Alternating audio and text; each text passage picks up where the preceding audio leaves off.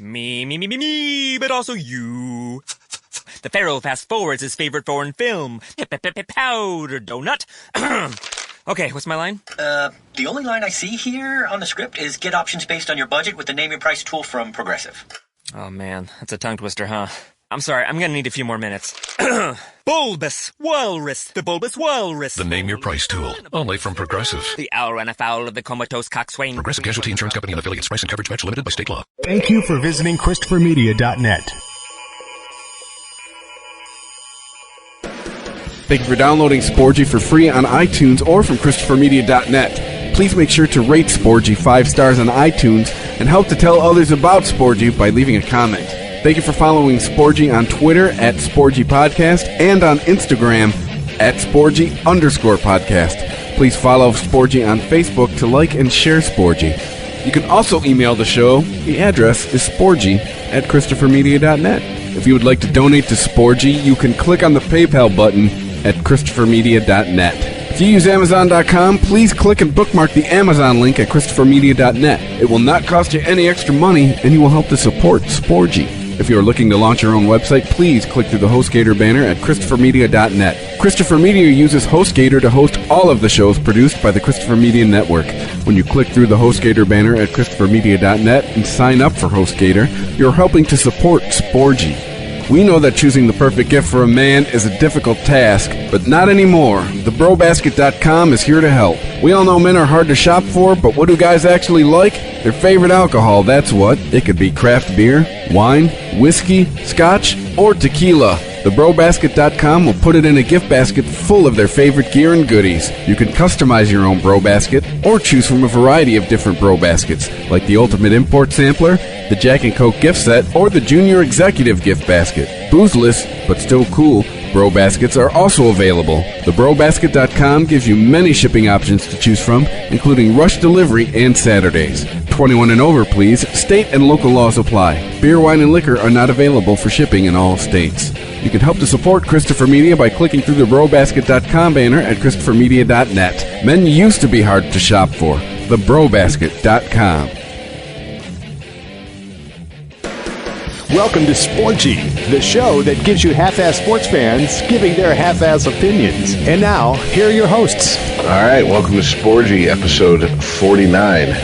Who do we have for 49 here, Ice? I got Jake Arrieta, Chicago Cubs, their ace. Oh, man. The only reason I know he's 49 is because I watched him right after he started. Yeah, and a current player, something that's kind of almost unusual for us. Usually we're pulling from the classic ones with these numbers here. It's kind of funny. It's kind of funny. We're also almost halfway to 100. Well, we are halfway to 100 because we're not going to do 100 unless we're going to do. Was it Gilbert Arenas? Was Agent 00? Probably 100 in NASCAR somewhere.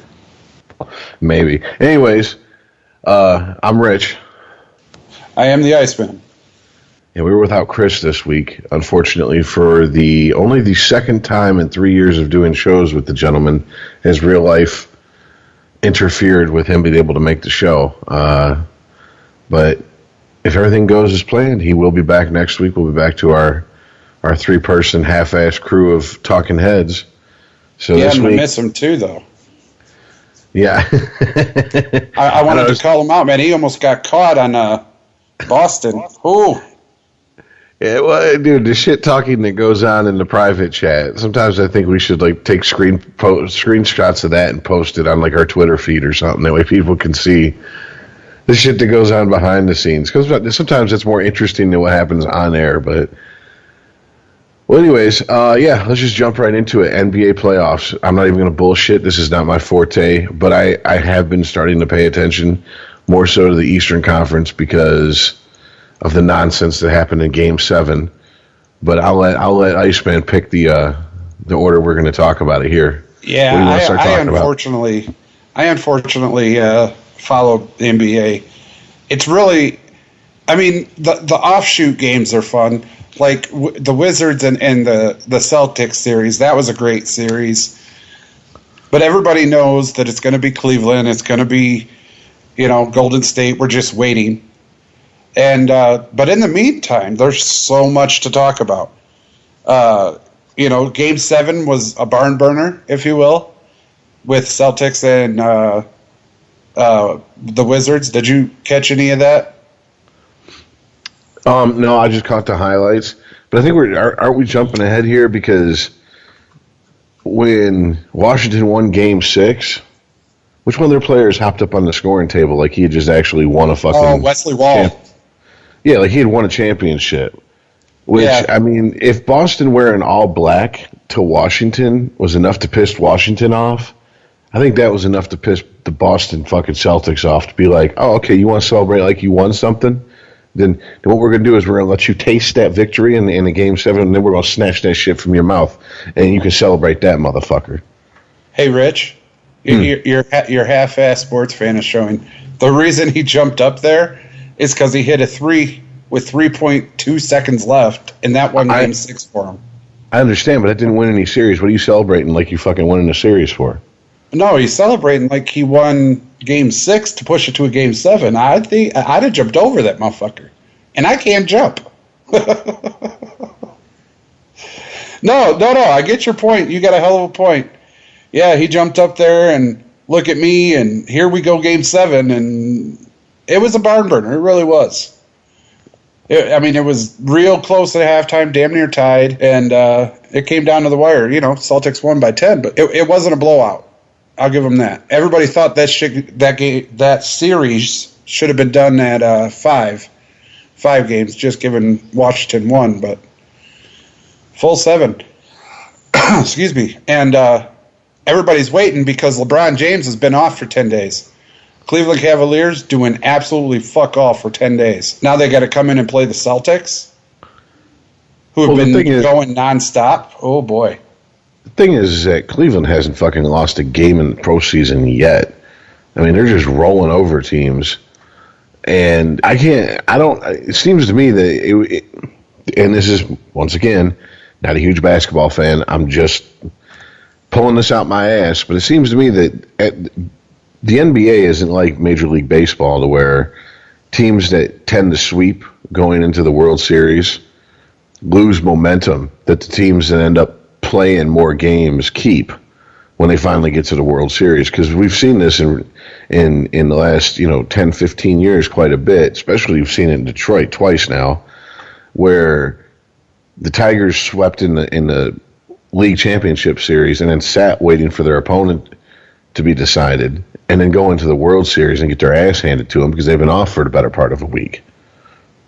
And it's more rhythm with NBA.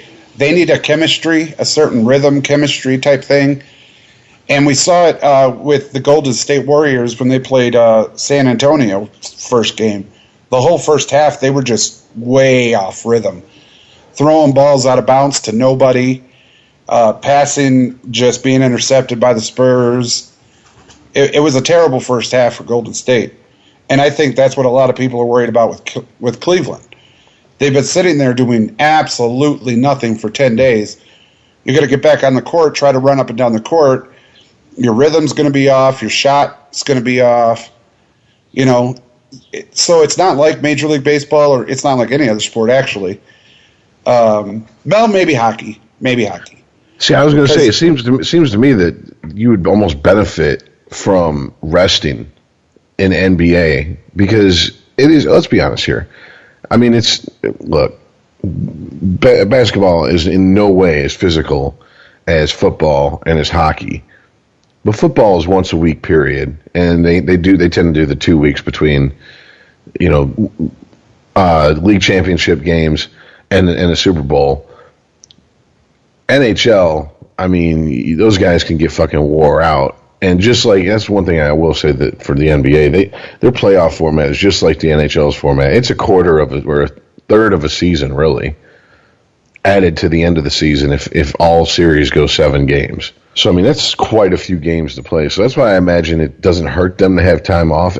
I would just worry about, okay, are they getting rusty? Or, let's be honest here, we've talked about it a lot this season. One of my theories is I think LeBron's kind of a little bit of a head case. That's why he's always talking about he wants help.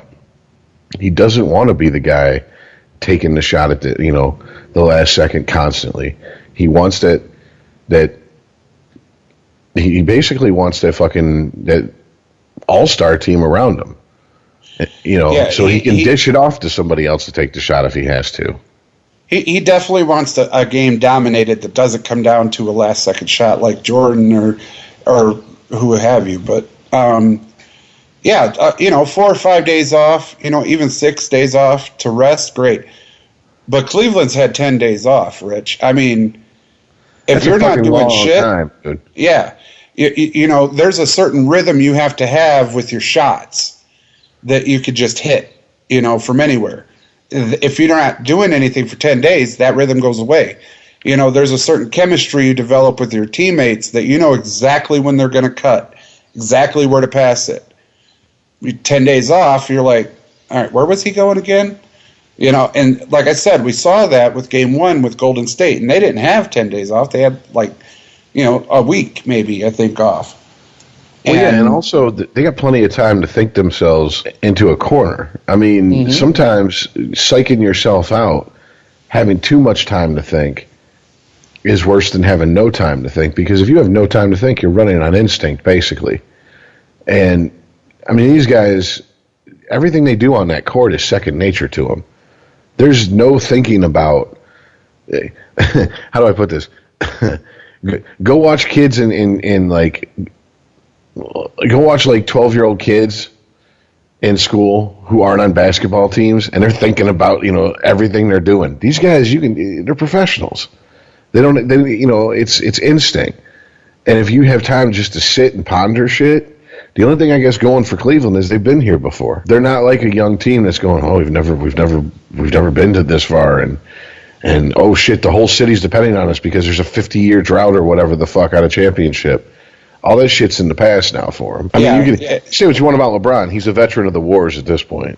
Yeah, and like I said, it's going to be interesting to watch this first game. Just the first game. After that, if Cleveland doesn't dominate it's because, LeBron just wants to make it interesting. There's no reason they should not dominate this series.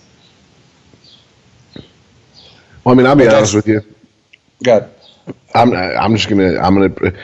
As far as the 4 teams left, the teams in the excuse me. As far as the 4 teams left, I guess I want to see Golden State get in there because I think probably they're the best team out of the West. And to be honest with you, I'm so fucking sick of San Antonio. I mean, it's not even a hatred for San Antonio. Now I get how people feel who aren't Red Wings fans, and they're not, and the Red Wings don't necessarily bounce their team out of the playoffs on a year-to-year basis. But it's like, God damn, can we get a different team in there besides the Red Wings at some point? That's kind of how I feel about San Antonio. I'm like, you old motherfuckers, really? Really? But then at the same time, I got to give it up. They built a franchise that, dude, what was it?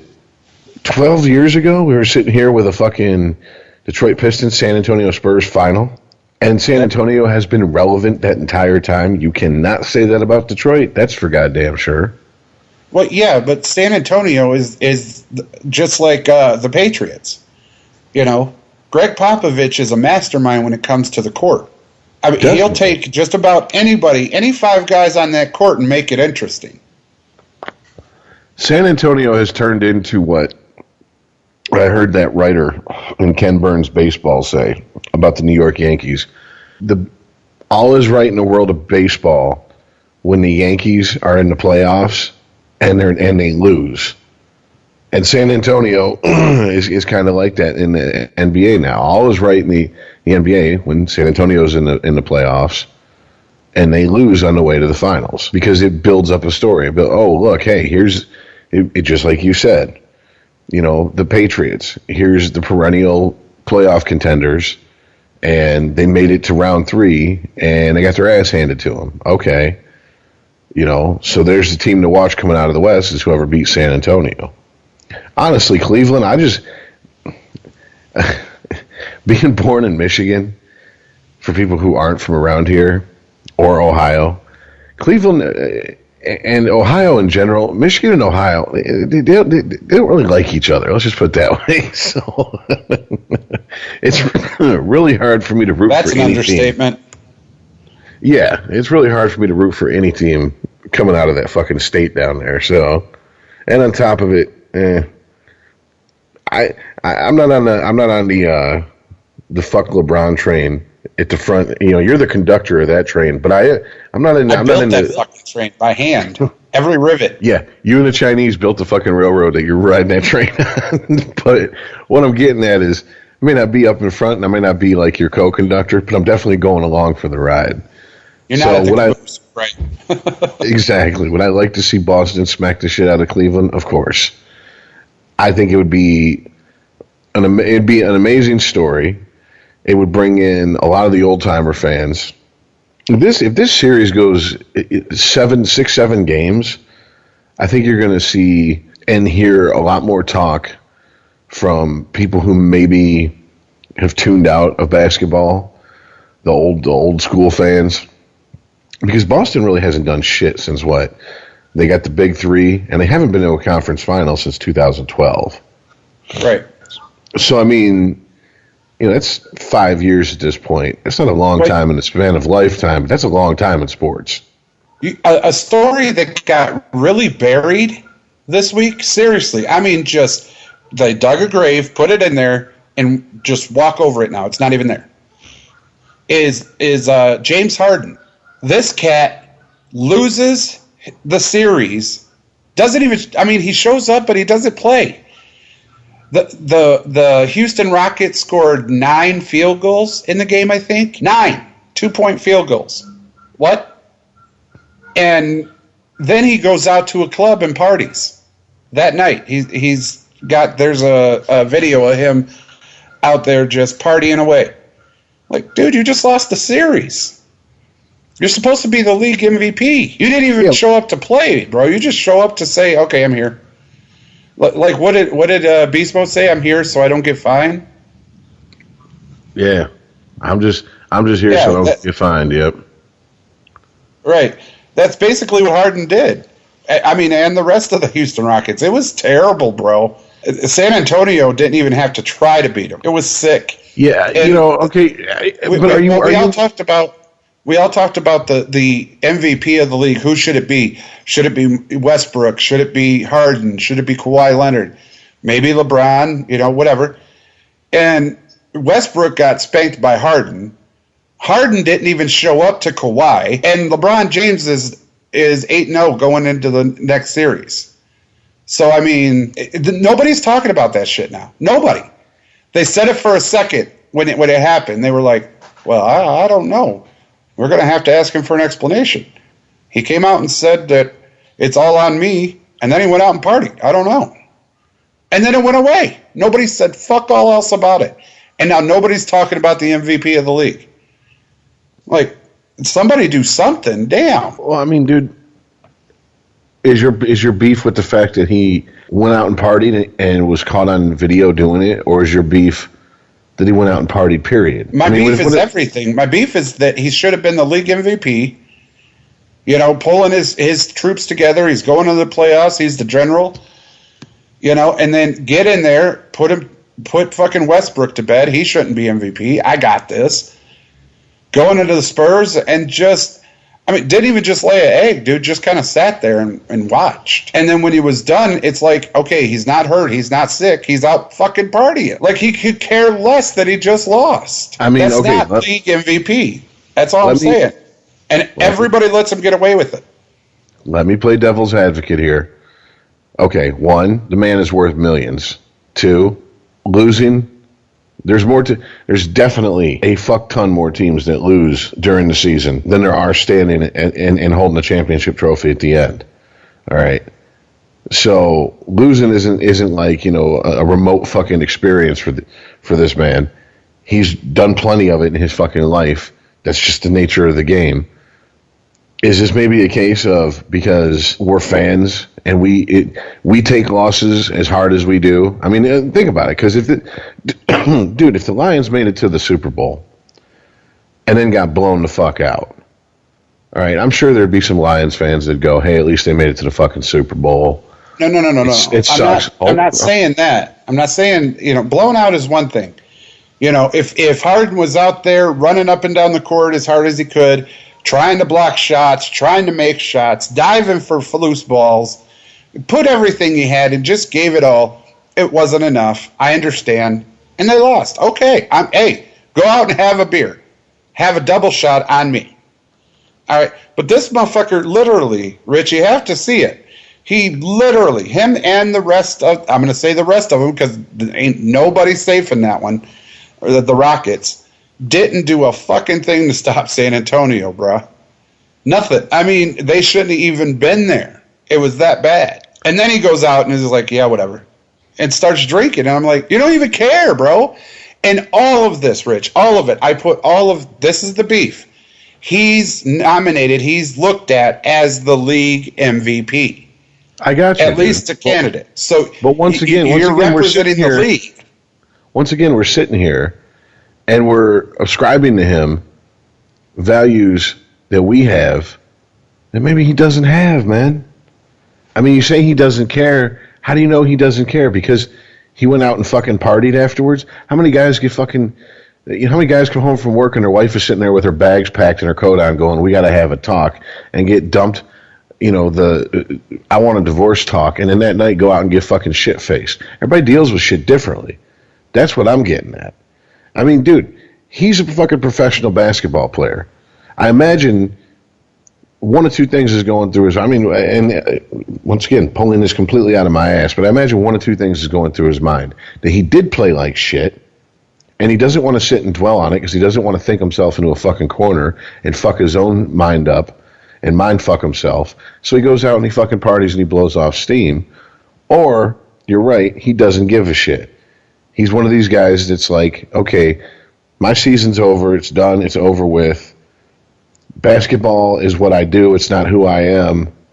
I'm going to go out and do whatever. Because there's your story with fucking, what's his face? From the Red Wings that you met. Ward? Aaron Ward? Yeah, Aaron Ward, yeah. I don't want to talk about work when I'm not at work. I wanted to fucking drop gloves. If I could have thought for a half a second, I could have fucking work. You play a game, you fucking rich bastard. I mean, once again, this is all devil's advocate on my part. I think it's poor. I think it's poor form to get caught on video partying like that. You want to party after your team took a fucking big L like that. You know what you do? You pull the Derek Jeter. You throw a party at home. You tell everyone check your cell phone at the fucking front door, and you do it. And you do your shit low key. All right. I'm not saying don't have a life. I'm not saying walk around all summer like someone just fucking kicked you in the dick and ran over your dog because you fucking lost a series. All right. I mean, on top of that, the guy's 27 years old. Right, but I'm not saying that either, Rich. Like I'm saying, the whole thing, go out and party and blow it off. I get it. My problem with all of that is his performance in that game. Him and the Rockets. They didn't do dick, boss. 9 2-point field goals. 9. Come on, man. I got you. And what did he do last year in the playoffs? Basically the same thing. So are you saying he can't handle pressure? I'm just saying, once, okay, that could be an anomaly. Twice, and hey, once could just be a fucking weird, hiccup in whatever in his career, and people laugh and goof about it. Twice, if I'm a fan and he's on my team, I'm not laughing anymore. If it happens a third time, a pattern's been set, and now there's an issue. I mean, this is why there's players who are great regular season players in all sports who get to the playoffs and just fucking stink it the fuck up. I mean, I don't know if he can't handle the pressure. Maybe he can't at this point. I mean, how long was until LeBron went to Miami? He didn't win shit. He did not win shit. Yeah, he has no championships. LeBron's a victim of he needs other people. He's not good enough to do it by himself. Maybe we're going to be sitting here in a couple seasons talking the same shit about Harden. That's what I'm getting at. I mean, maybe we've entered a weird part or a weird point in time where the Michael Jordans, the Magic Johnson, Larry Bird, the guys that almost can will a team to win single-handedly are becoming less and less and less for whatever reason. The Generals? Because think about it. The Big Three didn't start with LeBron down in Miami. It started with the Celtics putting together Paul Pierce, Ray Allen, and Kevin Garnett. That was the first Big Three. And it seems like the league, certain teams in the leagues from that point on have been copying that team's playbook for success. Yeah, because before that, it was basically the dynamic duo. You know, you had Jordan Pippen, Shaq Wade, Shaq Kobe. You know, you had, the dynamic duo, and you could build around that. Yeah, Shaq and my grandmother, and they still won a championship. Yeah, I mean. I had an interesting conversation with a guy at work. I don't put Shaq as the top center in NBA history. I don't. Because the man couldn't shoot. Could he block? Could he defend? Oh, absolutely. Could he jam? Oh, absolutely. But he couldn't shoot. Mutombo, I think, is probably my number one center in history. Well, dude, Shaq was never known as a fucking, gunslinger out on the court. His thing was he was just so goddamn big and strong, he dominated other guys. I mean, it was just like... But people figured that out, and that's where it became Hack-a-Shaq. Well, yeah, but also by the time they figured that out, that motherfucker was, remember, his knees, he may be, 7'1" or whatever the fuck he is, something ridiculous, but he is a human being, and all that weight running up and down the court on all his joints, that shit's caught up to his ass. And by the time they figured we can just hack his ass, send him to the free throw line, because that became a fucking national joke that Shaq couldn't make a goddamn free throw to save his life. He couldn't make a jump shot, period, boss. If he wasn't sticking at home, he was screwed. Yeah, but that wasn't the talk nationally. And the talk nationally was send him to the line and fucking watch him just airball it, brick. I mean, I was waiting for Woody Harrelson to pop. I was waiting for Woody Harrelson to pop out and be like, "We're gonna take all these bricks and build a homeless shelter that way your mama and your sister can move out my house, Shaq." Like, I expected some white men can't jump shit talking. I'm surprised that he didn't get more. I'm sure that there was plenty of shit talked his way on the court, but I'm surprised we didn't hear more about it. But dude, the game for that reason, I can't. I can't put him as number one. But look, back to players who are actually still in the NBA and games that are still relevant in the NBA. I think. I was thinking about this earlier, and I was talking about this with apparently this was what we talked to buddies at work week. Because I was talking about this with a buddy at work, and we were talking more about the NHL playoffs, but we were talking about sports in general. And a lot of the things that we've talked about on the show in the past, I brought up, and he just kind of flat out looked at me and he goes, "Dude, maybe it's just time we accept that we're the old guard now. We're the ones that the young crew is like, okay, well." Give it another 25 years, 30 years, whatever, they'll be dead. We'll be the old guard, and we'll be sitting there talking about back in the day. But maybe this is just how sports has changed these days. And just like everybody else who gets old, we don't like change. And I agree with this. I totally agree with this because I've seen it. People tend to get caught up mentally in a time when they started first experiencing a lot of things. And one of the strongest experiences people attach to a time period is the first time they started getting some pussy on a regular basis. Or some dick if you're a female. All right? Or LBGT, I don't care. Not assuming. Yeah. Or a fence post. A fence post if you're asexual. I don't know what the fuck you do. But anyways.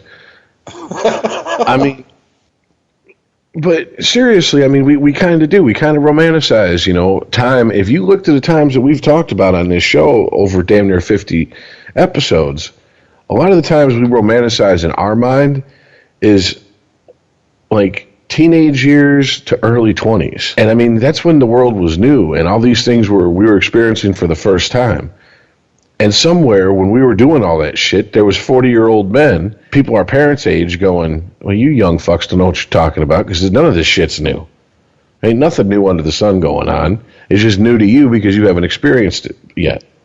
And they were bitching about, well, the changes in the game, changes in the game. Especially games like football. And I mean, rightfully so. Go back and look at how they played in the 60s. Those fuckers were clotheslining each other out there. Horse collar tackling, grabbing masks, trying to literally twist people's heads off like it was a beer bottle top. I mean, it was shit. Yeah. I mean, seriously, dude. Frank Gifford got laid out, and the dude fucking did a Muhammad Ali celebration over top of him. Like, that's what you get, you know? And I was like, God damn. Like, nowadays, they'd find that motherfucker, dig up his grandmother, smack her, fucking take his firstborn child, you know? Suspend him. Absolutely. Exactly, No. Every league of sports, I guarantee you, has definitely changed. We are the old guard in every aspect. You can't intentional walk in baseball. Come on, man. Yeah, that is, yeah. You know, you can't touch anybody in football. It's turned into a two-hand touch. Last season didn't. I was kind of shocked. I was like, wait a minute. They could be going back. But basketball, if somebody goes in and leans on you, you get a foul for them leaning on you. What? You know, hockey, if you come by and your stick happens to touch somebody, you know, near the shoulder pad of some sort, all you did was turn around, but the stick touched him on the shoulder. Oh, high sticking. What? Yeah, that, oof. I couldn't. So, yeah. We'll get to that, but yeah. In every facet, in every game, every league, we are definitely the old guard because it's not even a suck it up buttercup moment. It's like, are you fucking kidding me moment? Yeah, there's definitely a bunch of, you know, what the fuck, and I'm left scratching my head the older I get when I watch sports versus when I was younger. It was just, oh, this is bullshit, the refs are out to get us. Now it's like, I don't know what the fuck halftime I'm like, I don't know what the fuck the refs are doing. Seriously, it's like an umpiring crew on a baseball series, and I'm not even talking like a playoff series. I'm just talking like just an average series in May. You know, you never know. That entire crew, everybody on that crew is going to have a chance behind the plate to call balls and strikes, and every umpire in that crew's strike zone could be different from the one that was, you know, behind the plate the day before, and will be different than the guy who's behind the plate the next day. And that's just like, okay, at some point, we are in the 21st century. Right? We are not that we have private citizens wanting to fucking send people to Mars and start colonizing it, okay? Not governments. Dude, we got to get some consistency in what these fucking refs are calling. This is ridiculous, man. Oh, yeah. Case in point is with the Golden State Warriors. You know, Kawhi Leonard's hurt now. Rich, check this out. Kawhi Leonard got hurt because he jumped up to shoot a three. Okay?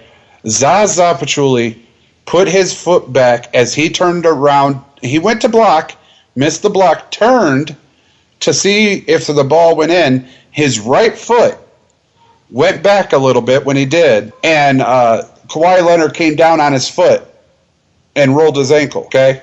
And they called that a foul for invading his landing space. Like, this is the NBA. This ain't the motherfucking airport. Landing space? 10 years ago, and I can attest to this because I remember it happening in basketball games 10 years ago. They'd have called that, you got bad luck, dude. Sorry. You came down on the... 15 years ago, they'd have kicked him in the fucking ankle as it came down. Well, I mean, but I'm just saying, 10 years ago, they'd just been like, you just came down on someone else and rolled your ankle. Sorry about your luck. Watch where you're landing, dude. What the fuck? Yeah. It splits. What, you know? Hey, shit happens, man. You know? But earlier in the game, his own teammate tripped him. He shot a 3-point from by the bench, and when he landed, he stepped back and then went to run, and his own teammate's foot tripped him, and he rolled his ankle. I'm like, come on, man. Stop it. This man is just accident prone. His landing space? We need to get a marshal out there with fucking orange wands and a yellow vest. That's what I was Land thinking. here, Yeah, not here. What the fuck? I'm thinking like an air traffic control guy, like out there, like waving them. No, come down a little bit to your left, a little bit to your left. Yeah, that's just silly, bro. And Greg Popovich said that the plays that they're doing, that Golden State's doing, is unprofessional and unsportsmanlike. He turned around and looked where the ball went, man. Come on. Wow. Well, Popovich bitching, that to me, like, okay, even if he has a legit beef, that smacks of, like, you know, the lottery winner bitching about the taxes they take out of the $1 billion he won. Oh, so you only have $500 million? You expect me to cry for you? Dude, the Spurs, how many times in this run of dominance the Spurs have they been the benefactor of a bullshit call? No, I don't see a Popovich defense out there expert. apologizing for it. Popovich used to have a defense expert on his team that would get inside players' heads, would do little shit like step back to trip somebody or whatever. Chris Bowen was his name, and did it all the time. Did it very well. And Popovich was fine. Now something like that happens to his team, and I got to cry about it. I got to cry. It's unsportsmanlike. And as much as it pains me to say this, I think that's just part of the sports landscape, regardless of the sport anymore in 2017. I think the fact that social media, ESPN, Fox Sports, I mean, it just like we talk about the news cycle when it comes to non-sports news, they have to fill that time. They can't just fucking sit there and talk about the same thing over and over all day for a couple days in a row until the next story hits. They have to fill time. That's what lends itself to bullshit like this. All right, because honestly, if this was 20 years ago, Popovich would have said what he said. They'd have just reported on it. Maybe there'd have been like a little bit of a debate on it, and that'd have been the end of it. I'm sure if I turned on ESPN and Fox Sports right now, I wouldn't have to wait very long to have, you know, to hear this segment and his comment having its own segment, and then the debate.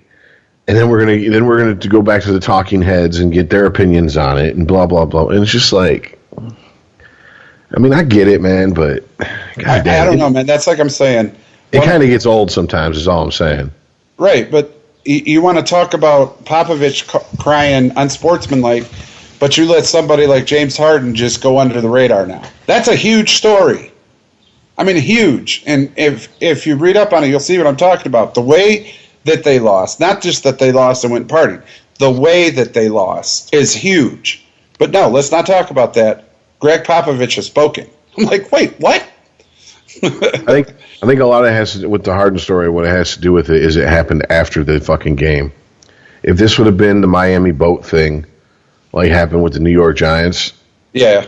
it would be a bigger story, without a doubt. Well, I mean, basically, it's the same thing without the boat, bro. He's in a nightclub, drinking up, having a grand old time. Same thing. Except for that was before the game for the Giants. Right. This is after they're done and over with the playoffs. So whether we agree with it or not, you know, there's people sitting there going, "Well, at least he waited till he was out of the playoffs to do that." It was like he was in a fucking hurry to get out of the playoffs so he could do that. It's like you're closing up shop for the end of the night. You just throw shit under the cupboard, you know, wipe something down with a dirty rag, turn off the lights, and run out the door. What the fuck? Do you follow me around at work and I don't know it? See what I'm saying? That's basically what he did, man. But look, with the penalties and shit, we talked about Kelly last week, twisting on Love's arm. Yeah, you know, and there's some dirty shit. Call that. But coming down on a player's leg because he stepped back, because he turned around to see where a ball went, and calling it you got in his landing space. Seriously? NBA players have personal space now? Stop it. Well, I think at this point, what we need to do is, as it stands right now, we're recording on Tuesday. Golden State's up 1 on San Jose, and obviously Boston and Cleveland have yet to play. Yeah, they're playing tonight. Golden State is. We should probably go ahead and get our picks in. I'm going to say the same thing I've been saying during the NHL playoffs a lot. I'm going to pick who I think's going to win and hope that I'm wrong, because I think it's going to be Cleveland over Boston. I'd rather see Boston in the finals. I'm tired of the Cleveland show. I think that, I don't have the baggage for LeBron that you appear to, but I do think that His Highness, he could be knocked down a notch or two, and that would be fine in my book. He just takes that king shit way too far. That's all I'm saying. On top of it, man, I've said this multiple times in the show before, like, pretty much my favorite player, I guess pre-80, or post-1980s, early 90s in the NBA was always Allen Iverson. Just a fucking tiny guy amongst giants out there, fucking just being a warrior and just willing his team to win. And so, I'm not comparing Isaiah Thomas to Iverson right now in that aspect, but I do like the fact I think it's a good story. I mean, his sister died. Isaiah Thomas to Isaiah Thomas. Oh, Isaiah God. Thomas back in the Bad Boys era did the exact same thing that this kid's doing now. They're not related, but he was named after Isaiah Thomas because of a bet his father made. He said that if the Bad Boys beat the Lakers in the finals, when he had a son, he would name him Isaiah Thomas. Well, we all know Bad Boys beat the Lakers in the finals. And when Isaiah Thomas's father had him, he goes, all right, he spelt it different, but it's still Isaiah Thomas. But but he plays like him. Dude, he's a fucking tiny guy compared to the rest of the guys out there. But he's even smaller than Detroit's Isaiah. Detroit's Isaiah is, I think, like 6'1". Isaiah Thomas on Boston, if he's listed as 6 foot by the Celtics, I think they're giving him an inch or two to be polite. Maybe like seriously. seriously. Yeah, dude, it's kind of it's like I said, it's this is not a trick that's hidden from the public. I just don't think that people really stop and think about it very often. A lot of times, especially in hockey, you look at the heights and weights. Yeah, they're weighing and they're fucking taking, measuring how tall those guys are with skates on and full fucking pads. I've had friends who've met players who on their card it says they're 6'5". And I've had friends who are 6'5" meet the guys and they're looking down at them and they're like, "You ain't no 6'5". You're like 6'2", 6'3". But whatever. Where's your blades at? Yeah, pretty much. Yeah, but I mean, I think Cleveland's going to take that series. I don't want them to, but I think they will. Is it even a fucking question of whether Golden State's going to roll over San Antonio? Well, actually, they're playing tonight, and Kawhi's questionable, doubtful even. And here's the thing. Game 1, at the half, Golden State was down like 20 points. The most they were down was like 25 points. As soon as Kawhi Leonard got hurt, choom, here came Golden State. No, I do know that. But I also know that tinfoil hat time. Guys, we almost made it an hour without putting our tinfoil hats on. At least one of us. The NBA has a tendency to have officials who will sway a series. I mean, out of all the major sports in modern times, the NBA is the only one to get caught with referees being caught paid off to fucking call a game a certain way. So, I mean, to me, the stink of that is still on them. Because right now, the NBA's got to love the fact that they have two teams in the Western Conference Finals who've swept their way to the conference finals, who swept their way there and could sweep their way into the finals. And think about that. Has there ever been two unbeaten teams in the NBA Finals? Not that I can remember. I don't think so. Not in my lifetime that I remember. The sweep all three series? Yeah. No. Maybe back in them wearing panties and calling them shorts, and they were all running around in Chuck Taylors and shit days. Just a bunch of white boys doing layups and shit. I don't know. But I think that definitely the NBA is fucking sitting there with a rock hard dick going, oh God, if Cleveland sweeps Boston and Golden State sweeps the Spurs, that's going to make such a good fucking story going into the finals. Because they're going to have people, the most Somebody casual. has to lose. Exactly, and they're going to have the most casual of fans now tuning in because here's two teams who didn't lose on their way to the finals, and now, just like you said, somebody's going to have to take an L. So, yeah, game one would be just, the viewership would be off the charts. definitely. And there's history there also between these two teams. So Yeah, they had them down 3-1. They had them won in the finals, and they came back and beat them. exactly. So there's that storyline too.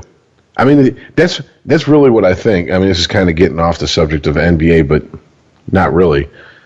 It's just more of encompassing all sports at this point in time. This is what I think you get a lot more of these days than when we were kids. The storylines besides what's happening on the court, besides the wins and losses and stats. You get a lot more off the court insight into what's going on with players, the shit talking that goes on back and forth, et cetera, Yeah, because et cetera. they think that'll drum up business and interest, and you got to watch to see what happens. And But I gotta ask, man, how much of that is fucking professional sports taking the cue from the WWE and going, God damn well, it? considering that ESPN runs the WWE now, or airs it, Yeah. I'm going to say a lot of it. Because back in the day, all you needed to know was Michael Jordan's on the Bulls. Bulls play at 9. Where are you? In front of your TV at 9 o'clock going, come on, Ernest, let me see what you got. Pretty much.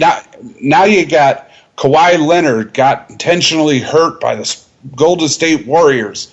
Popovich screaming, unsportsmanlike, unsafe practice. They meet tonight at 7. Kawhi is definitely questionable. What's going to happen? First game, while he was in, 20, 25-point lead. Here comes game 2. It's like, what the fuck am I watching? Shut up. Let me watch these 10 men try to fucking win. I don't care that Popovich is upset. I don't care that Kawhi's injured. Let these two Titans go at it and see what happens. Fuck Steph Curry's on the fucking floor. Move. Shut up. Where's my mute button? Well, we'll see. It starts to sound like a main event at WrestleMania, dude. Well, dude, in the 90s, okay, I know that professional sports had to be sitting there going, what the fuck is going on to where so many people are flocking to Monday Night Raw and et cetera, and all these pay-per-view events. And if there's one thing I've learned over the years about sports, the NFL is called a copycat league. No. When it comes to ratings, they'll copy whoever they think that is going to fucking bring in the most ratings and put the asses in the seats and make the owners the more amount of money. And so, yeah, the interview before and after the game, during the game even, especially these days, has become pretty much standard. And that shit wasn't there when we were kids. There was no fucking way. I don't care how much, growing up here in Detroit, you had Sparky Anderson as the manager. There was no way he was going to put on a headset and give an interview in the middle of a fucking inning during the playoffs like they do nowadays with baseball managers in the playoffs. There's just no fucking way. In fact, I don't think Sparky would have gave an interview during the game in a commercial break.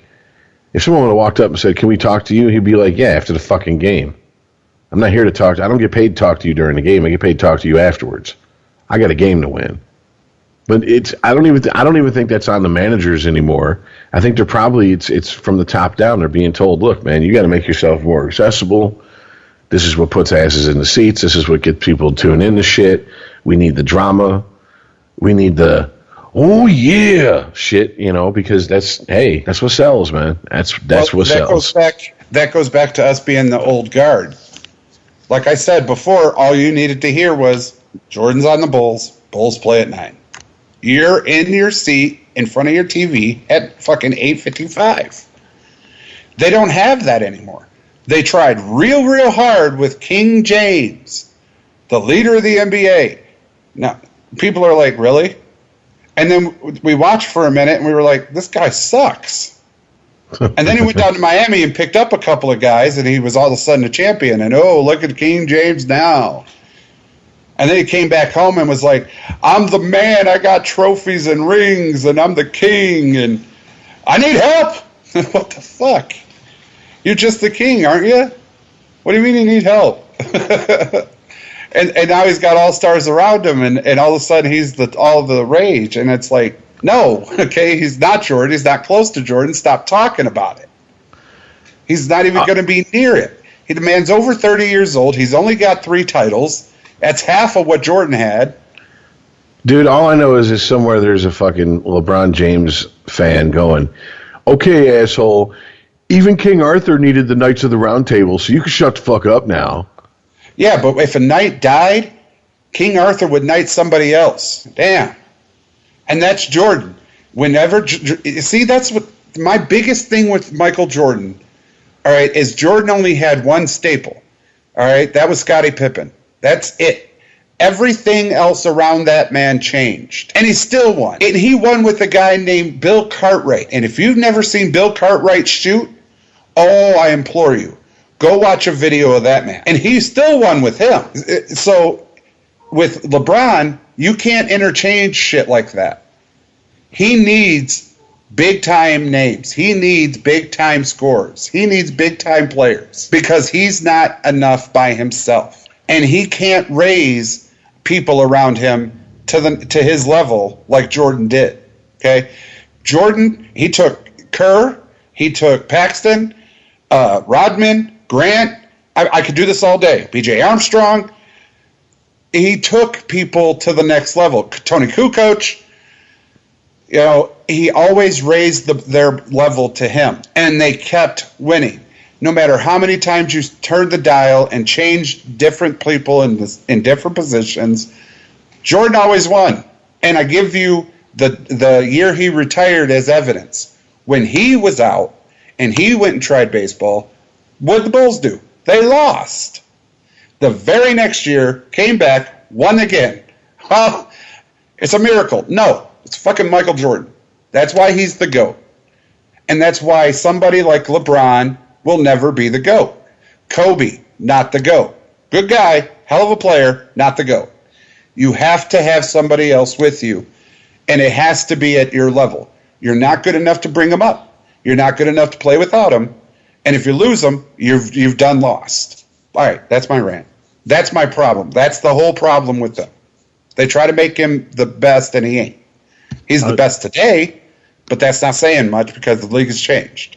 Well, dude, I got you. The same criticism was leveled at Gretzky as has been you're leveling towards LeBron back in the day. Because if you look at those Oilers teams that he won cups with, they were fucking stacked, dude. They were stacked.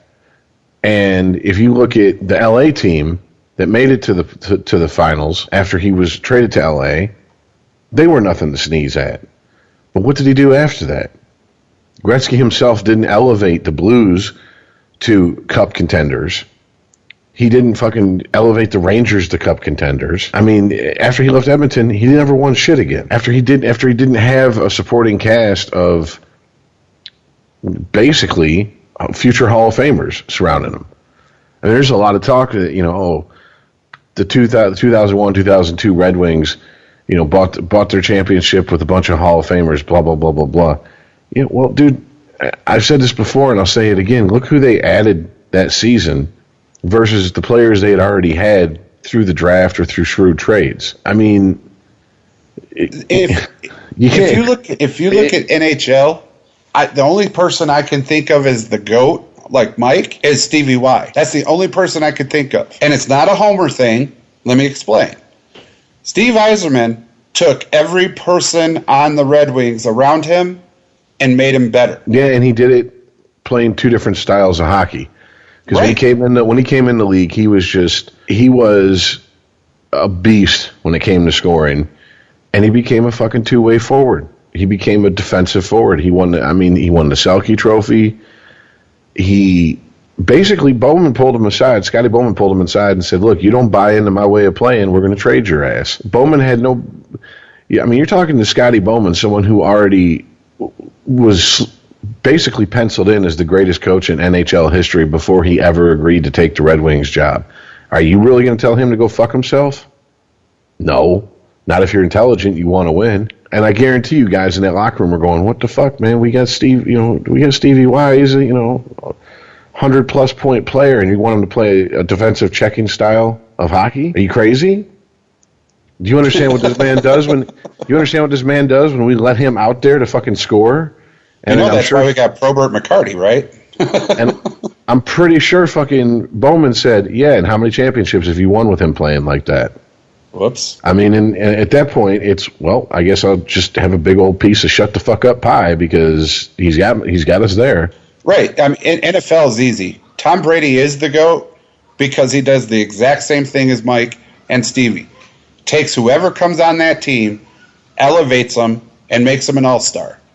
I don't think there's been a single quarterback in my 40 years on this planet who has given more white boys hope that they can play as wide receiver in the NFL than Tom Brady. Oh, absolutely not. Or tight end, let's put it that way. Because, yeah, I mean, I'm not even a Patriots fan. Whatever. I respect what they've done. That don't mean I like them. Even I have to admit that he just elevates everyone around him on that offense. I mean, there's stories, and I mean, I'm not even talking about guys who are fucking at skill positions. There's stories about him and the way he works with his offensive line and the way he treats those guys. That buys him a lot of shit. Yeah, that they'd fucking lay down on some train tracks for him. I mean, that's just he inspires that type of. I think that's what it really comes down to when it comes down to LeBron. And I don't think a lot of people want to hear this because people just see, okay, he's LeBron. He's the king, blah, blah, blah. He's the heir apparent, whatever. The thing is, I don't think LeBron is an inspiring leader.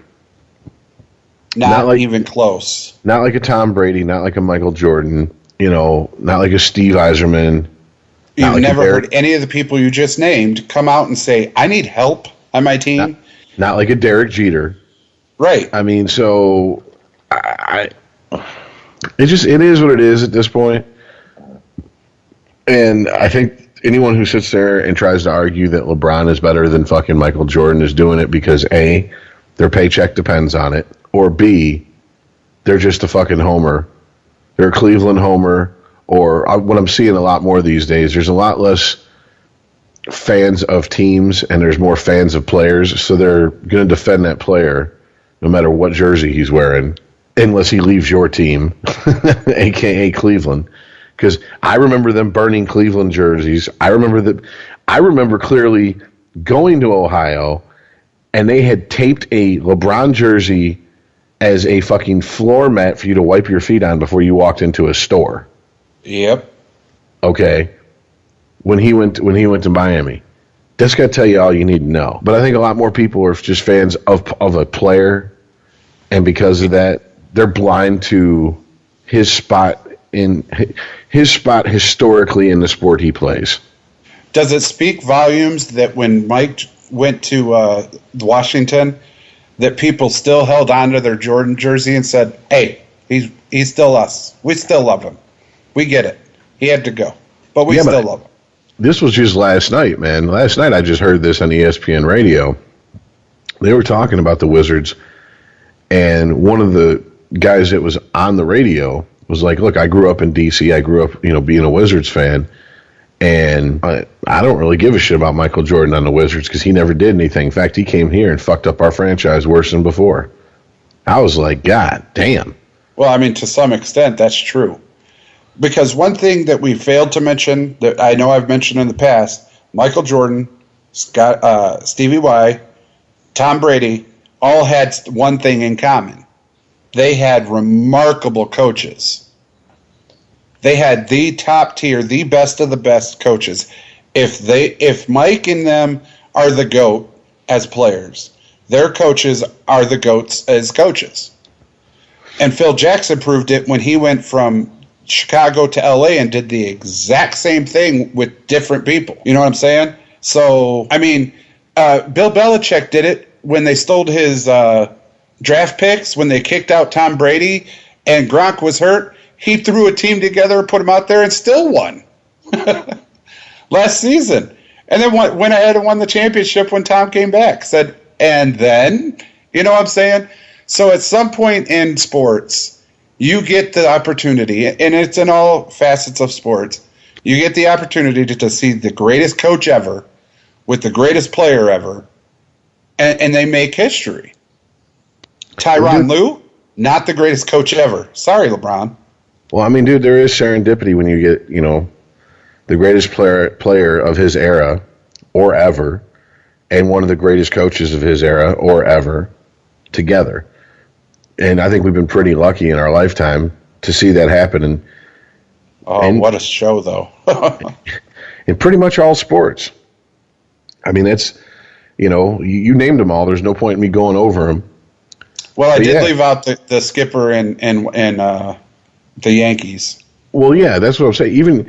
Even going back and watching documentaries about the Joe Torre days, Joe Torre is the man. And if there's any doubt about that, it's how he handled working for a nut job like George Steinbrenner. Because I think it was the 96 World Series. Game 1, they lost badly.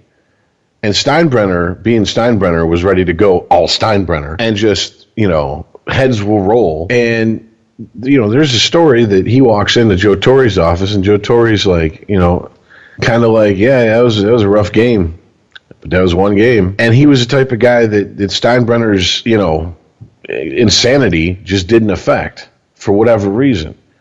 And some reporters have said this over the years, in a way, because he probably felt like, fucking, I'm playing with house money at this point. Pretty much. He was not Joe Torre that we know before he went to the Yankees. I mean, he was basically middle of the road, maybe even lower head coach or manager of baseball teams. That was how he was looked at. I mean, if you look back at that period of time, you had Jim Leland still coaching. You had Lou Piniella, Dusty Baker, Tony La Russa. Some of these guys had won championships at that point. Some of them hadn't. But those were the guys that were considered, the top tier guys. I mean, the old guard had pretty much retired or died off. Billy Martin, Sparky Anderson, et cetera, et cetera. Before he became the manager that everyone knew him as in New York, he wasn't even talked about in the same breath as those coaches. He just wasn't. I mean, so, sometimes it's like a little bit of, like I said, serendipity. It's kind of like, hey, you got two people whose lives are on completely different paths, and then they meet through pure fuckery, no planning. It wasn't like someone... I guarantee you there's plenty of people in the Yankees organization who, looking back now, say, oh, of course we knew if we teamed up our team with him managing that this was going to happen. But I guarantee, I'm calling bullshit on that, dude. Once again, 100% bullshit. That's the asshole friend we all have who says the home team's going to win a championship that year. And when it finally happens, he walks around like a peacock, puffing with his chest out, going, see, I told you. It's like, well, it's easy when you say it every year, stupid. You put the captain, Derek Jeter, with Joe Torre, and you knew that was going to lead to the dynasty that was New York Yankees? I don't think so. Exactly. And they can't even say some shit like, well, we knew Mariano Rivera was going to turn into the closer he did. No, because you had John Wetlands fucking closing for you at that point. All right, don't bullshit me. Andy Pettitte, that stork-looking motherfucker, he wasn't Andy Pettitte yet. Jeter wasn't Jeter yet. Jeter hadn't even fucking been balls deep in Mariah Carey yet, let alone the rest of his team photo. He probably hadn't even got his first case of scorching herpes at that point. He was just a baby. Shit. He was probably fucking going to scores, pulling strippers and shit. That's probably where he picked up the fucking herpes, allegedly. But, yeah, anyways, all right. So, NBA playoffs, are we pretty much on the same page as far as our picks here? You think Cleveland's going to get to the finals, and you think Golden State's going to get to the finals? I 100% agree with you, yes. I think Cleveland, but I do think it's going to be 4-2 in Cleveland. I think the Boston are going to win a couple. I don't think the San Antonio Spurs have a shot. They came out firing, but it's like I was trying to tell you, Golden State was off for a week. And you could see the rust. You could see that they just weren't in sync at all. And after game one, I think they got it now. So I don't think San Antonio's even... I think they're going to sweep. If you talk to Chris, Chris thinks that Boston could beat Cleveland. Hold on. That's why he's not here. He ain't here to defend himself. Don't put words in his mouth. He said could. I got it on text. They could beat him. And if they do, I'm going to laugh. It's not going to happen. Yeah, and an asteroid could fall out the sky and hit us both right now, and we're sitting in completely different parts of the country. Is it likely? Don't think so. But it could happen mathematically, statistically. It's possible. Yeah. But, all right. No. Well, anyways, once again, we're recording on Tuesday. So the game from the NHL playoffs that sticks in my mind the most, obviously, is last night's game where the Penguins tied it up with the fucking Senators. And just got raw. I just have to say at this point that I'm shocked at how the rest of the team, not Crosby, the rest of the Penguins, have been playing. And what I mean by that is I watched last night Phil Kessel basically berate Malkin to the point where the coach had to step in. And then I watched Phil Kessel go out and through pure determination and sticking with a fucking play that probably should have been dead, score the game-winning goal. And he just had the most intensity of anyone on that fucking ice and was chirping and pissed at his line mates. And to me, that's leadership. And now I'm not going to get off on some hating on Crosby shit, whatever. He did have a concussion. He's whatever, he's back. But, I mean, Phil Kessel was out there basically just almost willing his team to fucking win. I mean, the headline on Deadspin just 3 hours ago that got posted was Phil Kessel yelled a lot and scored. And it's the fucking truth. And having seen Brett Hall play in Detroit, and also all the times when he was on St. Louis, having seen him on the other side, he kind of reminded me of like what Brett Hall would do back in the day.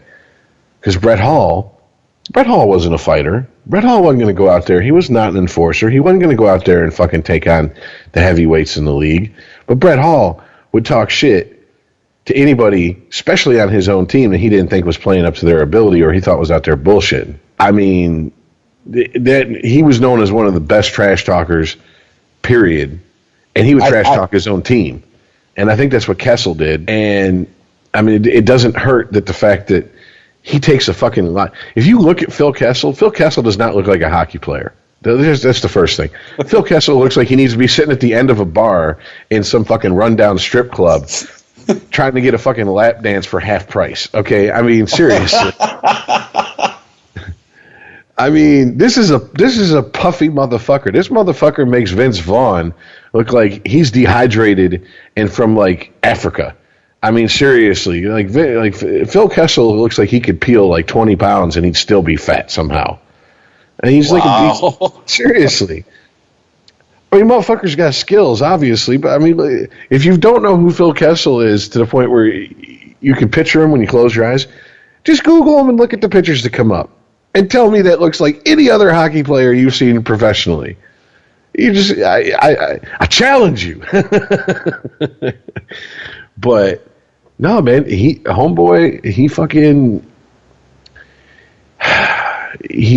earned some respect from me last night. Because it takes balls. Because personally, I think Malkin's the best player on the fucking Penguins, the best all-around player. Malkin will actually he'll drop the gloves, he'll score, and he's not a bitch-made motherfucker like Crosby is in that aspect. So that's why I give him the edge over Crosby. Yeah, Crosby's probably the more skilled player, but as we've already established, if I'm putting together a hockey team, I don't care how skilled you are. if you're a bitch out there on the ice, you're like a 100-pound woman. There's not a goddamn thing you can do for me. So, Didn't Phil Kessel come from Toronto? Yeah. He was on Toronto, Boston, also. Known in certain circles as Fat Phil Kessel. So, you know what though? I think the Penguins are a victim of what Cleveland is. The Cleveland Cavaliers. When you think of Cleveland Cavaliers, and when people talk about them, they talk about LeBron James. There are a lot more people on the Cleveland Cavaliers than LeBron James. To name a few, Love, you know, his partners in crime aren't getting the love. And I think Penguins do the same thing. When people talk about Pittsburgh, they talk about who? Crosby. And there's a lot more people on that team that make that team win or lose. You know what I'm saying? Oh, definitely. And where's Chris with the give him his due? We need that drop. Oh, don't worry, dude. A bout of insomnia and boredom last night. We're going to have a whole bunch of new drops. You're going to appreciate one of them, I know. I wish I had it today for all the talk about Michael Jordan. That's just, I'll just leave. It's called a teaser in the business. So tune in next week for those. But no, man, it's the absolute truth. He does overshadow a lot of players on that team, and that's the way the NHL wants it. That is that is the face of the league, and that's the way they want it. That's all there is to it, and they're going to get what they want because Pittsburgh isn't going to rock the boat too much. They're smart enough to do that. They're smart enough to be like, oh, they want to pump up Crosby? Well, guess what? That gets our logo out there. That gets more merchandise sold for us. I couldn't think of Kyrie Irving. I couldn't think of that. Can you believe that? It happens. But, I mean, yeah, dude. Right now, as it stands, when we're recording, both series are tied at 1-1. And we've talked about this before. I think the NHL is pissing its pants at the thought of a Panthers-Ottawa finals. I think that fucking terrifies the NHL. Yeah, they would cry. I think they would be happy with a Pittsburgh-Nashville finals, but I think what they really want is a Pittsburgh-Anaheim finals. Well, their biggest fear of Edmonton-Ottawa is out. Oh, yeah. But, I mean, still, the only reason that I think they would be fine with the Nashville Predators is because the Predators have turned into the Cinderella story of this playoffs. Pecorine. It's become a huge name. I mean, you know, they slayed the fucking Giant by taking out Chicago in 4 games, and that right there just shut them down, though. I mean, not just shut them out, just shut them down. Yeah, put Rene on the map. And then the St. Louis series, even though I would say St. Louis figured him out obviously much better than Chicago did, they still weren't the ones skating on to the third fucking round. So it doesn't matter if you figured a guy out if you can't beat him 4 games. You know what, though? Other than Pecorine and PK Subban, can you name another Panther, Predator, whatever? Not off the top of my head. No, I can't. Right. Now, we can go to Pittsburgh and, you know, Vinny Malkin, Crosby, you know, Fleury. Kessel. Yeah, Kessel. Well, I will fucked up. I will say this: I slept on Anaheim, and that was my bad. And I slept on one player on Anaheim, and that was really my bad. And that's Getzlaf. When that man fucking wants to, that man is a force to be reckoned with on the fucking ice.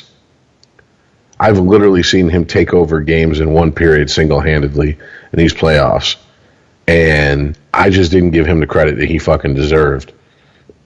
So we really need Chris here with the give him his due, because Chris, we're missing you this week, buddy. That's yeah. I mean, I'm like, ooh, watching Anaheim. Okay, I guess. Full disclosure, I don't like either Nashville nor Anaheim. I don't like Nashville simply because Nashville, when the Wings were in the West, was just one of those fucking teams that were always a pain in our side for whatever reason. That even if we beat them in a playoff series, They wore us down till we got our asses fucking handed to us in the next playoff series. And they were the hangnail of the Red Wings' existence, is what they were. You know, it's like, God damn it, I got to get rid of this hangnail. I don't have a pair of clippers. So you just rip it off. And for the moment, you go, okay, well, the hangnail's gone, until the next day you wake up and your finger's infected. That was Nashville. We'd just beat Nashville and go, okay, on to the next series. But then we'd realize, boy, we're still fucking sore from getting all this ass whooping that we got from Nashville in the previous series. And the Ducks, dude, seriously, fuck the Ducks. Even when they were the Mighty Ducks, I had to laugh. That was the most embarrassing thing. Why did that change, by the way? Disney sold them. Is that what it was? Yeah, Disney sold them. But they stayed in Anaheim. Yeah, they just dropped the Mighty part. Yeah, because I believe the mascot was owned by Disney. That's how come they couldn't continue to use the mascot. They might. To be honest with you, I don't know the particulars behind why they dropped the Mighty Ducks, but I know that because for a while their uniform had the duck with the goalie mask on and you know, the blocker and all that shit. And when like I said, I think that likeness was owned by Disney. So when Disney sold it, they were probably like, unless you want to pay us for the right to use that. And new ownership was like, that's okay. We've been wanting to change these fucking jerseys anyways. Because that's the other thing. San Jose, the Ducks, pretty much like those two teams really suffered from the fucking, like the 90s colors pretty fucking bad, dude. It lasted a lot longer than it should have.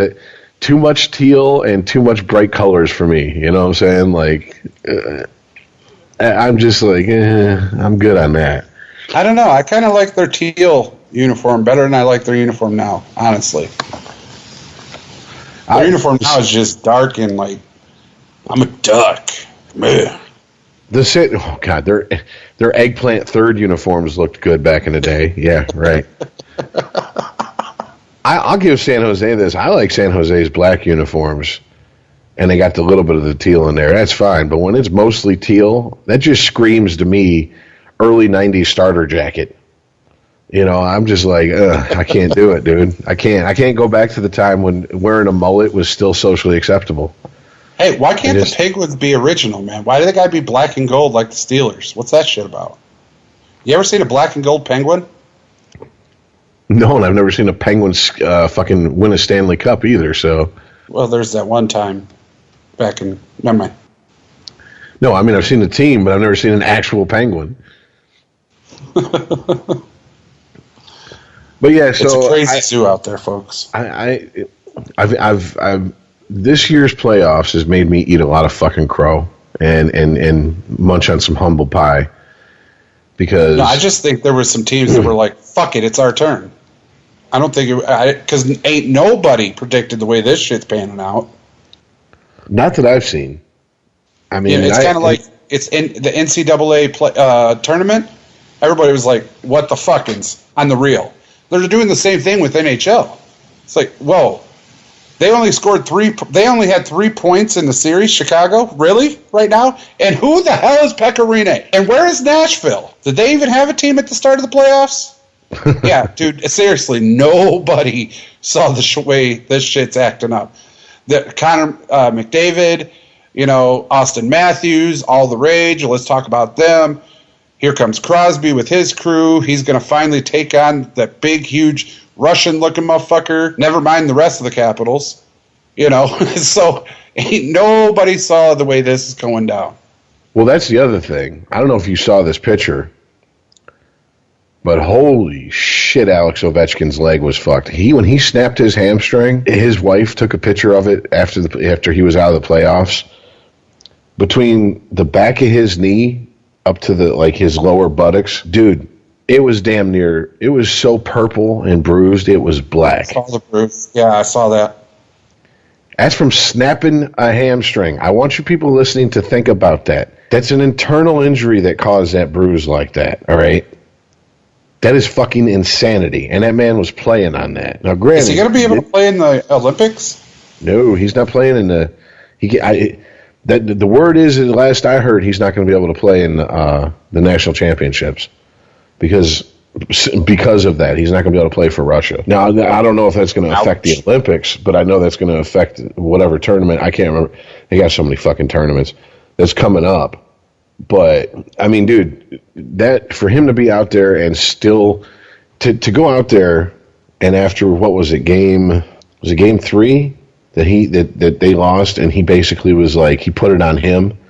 He said, "This is my fault. I need to play better," and then came out the next game and basically willed himself to be on the ice and willed his team to a win. Here's an ass whipping for you and an ass whipping for you. You can have 2. I mean, this is our favorite game to play, the what if game. But if you took Ovechkin and you put him on the Penguins, and if he got drafted by the Penguins, and you take Crosby and you say he was drafted by the Capitals, I think the Stanley Cups would pretty much be at the same amount as they are now. I think Ovechkin would have 2, and Crosby would still be fighting to get 1. It's very possible. Very, very possible. I don't know enough about Crosby if he can elevate people to his game, or if he needs people like Vinnie Malkin and them around him. Kessel. I don't know. But if you think about it, he's always had great players surrounding him from the get-go. Mario Lemieux came out of retirement to play alongside Gretzky. Somewhere a hockey fan just fucking threw his smartphone in this podcast. Crosby in his first season put him up in his home in his first season. All right, I mean, they've done their best to surround him with good players, which I'm not faulting the team for. That's what the fuck you want to do, and it's even harder to do in the salary cap era. You have to look at players and go, okay, we have our star player. We have the guy that we're going to pay the max amount of money, blah, blah, blah. But we need to surround him with good role players. And you don't have a blank check anymore. You have to be smart about it. You have to go look for guys who are going to give you big bang for your buck, value for the price you're paying for them. And they've done that. They've done it better. They've done it better than the fucking Red Wings. Yeah, oh yeah, way better. But you mentioned Mario Lemieux. I want Florida Panthers to win another one.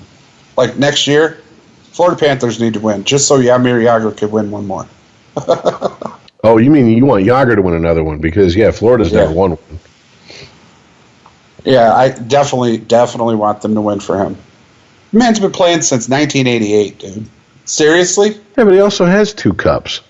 Yeah, but Jaromir Jagr is the epitome of throwing the middle finger in the air to the old guard ain't gone yet. Jaromir Jagr, if he keeps it up, is going to be in the running for best all-around player ever. You think he beats Gretzky? I don't think Gretzky's in the running for best all-around player. When I say all-around, I mean you have every single tool you need on the ice. You have toughness, you have grit, you can score, you can spread the love and get assists. You have a strong plus-minus, which means you're making plays happen even if you don't get a point for it, and longevity. And you have a witty. Yeah, that's Jagr. I mean, Gretzky had no grit to him. That's just all there is to it. When we're talking about, he just had puck handling. When I'm talking about the best all around, I mean, people go like, "What about Mike Bossy?" Yes, Mike Bossy was an amazing player. Mike Bossy didn't play for fucking 30 plus years. There's very few players that have played as long as Gordie Howe, Chris Chelios, Jaromir Jagr, especially these days. I mean, I have to give kind of a handicap to a guy like Gordie Howe. And people go, wait a minute, the game was so much more rough and tough and blah, blah, blah. Yes, it was. But these guys weren't fucking huge like they are these days. They didn't have the training regimens they have these days. I noticed everybody looks like Eric Lindros now. Yeah. Off the concussions, though. I mean, seriously, if you've ever seen Gordie Howe in a picture next to just average players from like, the 80s, 90s, 2000s. He's not that big of a guy compared to him, I mean, that was just pure old fucking Henry, just country strong from the middle of nowhere, Canada, just toughness. It's all it was. Born on the ice. I mean, Chelios, to me, yes, he wasn't he obviously he wasn't the offensive presence the other defensemen were. He's not a Bobby Orr, Nick Lindstrom. He's not one of those guys. But I mean, he played at a high level pretty much until he retired. The last season and a half. I mean, so that to me that leaves two people in the running for best all-around player ever. And the only thing I could say about Jágr that would be considered taking a swipe at him is Jágr was in no way played the physical game like fucking Gordie Howe did. People don't fear going into the corner with Jaromir Jágr because of his elbows. No, they fear going in the corner with Jaromir Jágr because of his pass ability. Well, exactly, yeah. He's going to undress him in the corner and fucking set up a beautiful pass to the slot, and boom, next thing you know, you're sitting there looking stupid because you thought you were going to pin him against the boards. And now you're sitting there going, what the fuck just happened? Where did who go? Then Iceman goes, where did who go?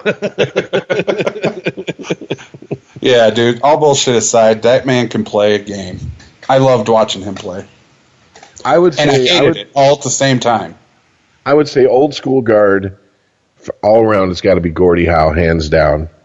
If Maurice Richard had the length of career that Gordie Howe did, I would say that he would bounce Howe out of that spot, but he didn't. So that's the criteria I'm going by. Out of the modern NHL, it has to be Jágr. It has to be. I can't imagine anybody else from his period on it's from his rookie year until now who's going to do what he's going to do. I just can't imagine it. I mean, that man's is just fucking.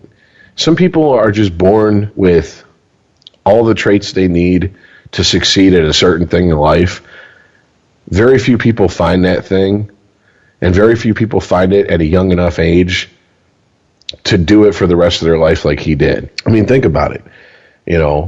He didn't come from a fucking country where it was like, oh, hey, you can be whatever you want. I mean, someone saw some ability in him, recognized it, and nurtured it from a young age on in a country that it's not like, oh, when you grow up, you can be whatever you want. So, I mean, if they'd have misread his talent, he might be the best fucking, whatever, stonemason. You know what I'm saying? But he wouldn't have been a hockey player. Yeah, oh, definitely.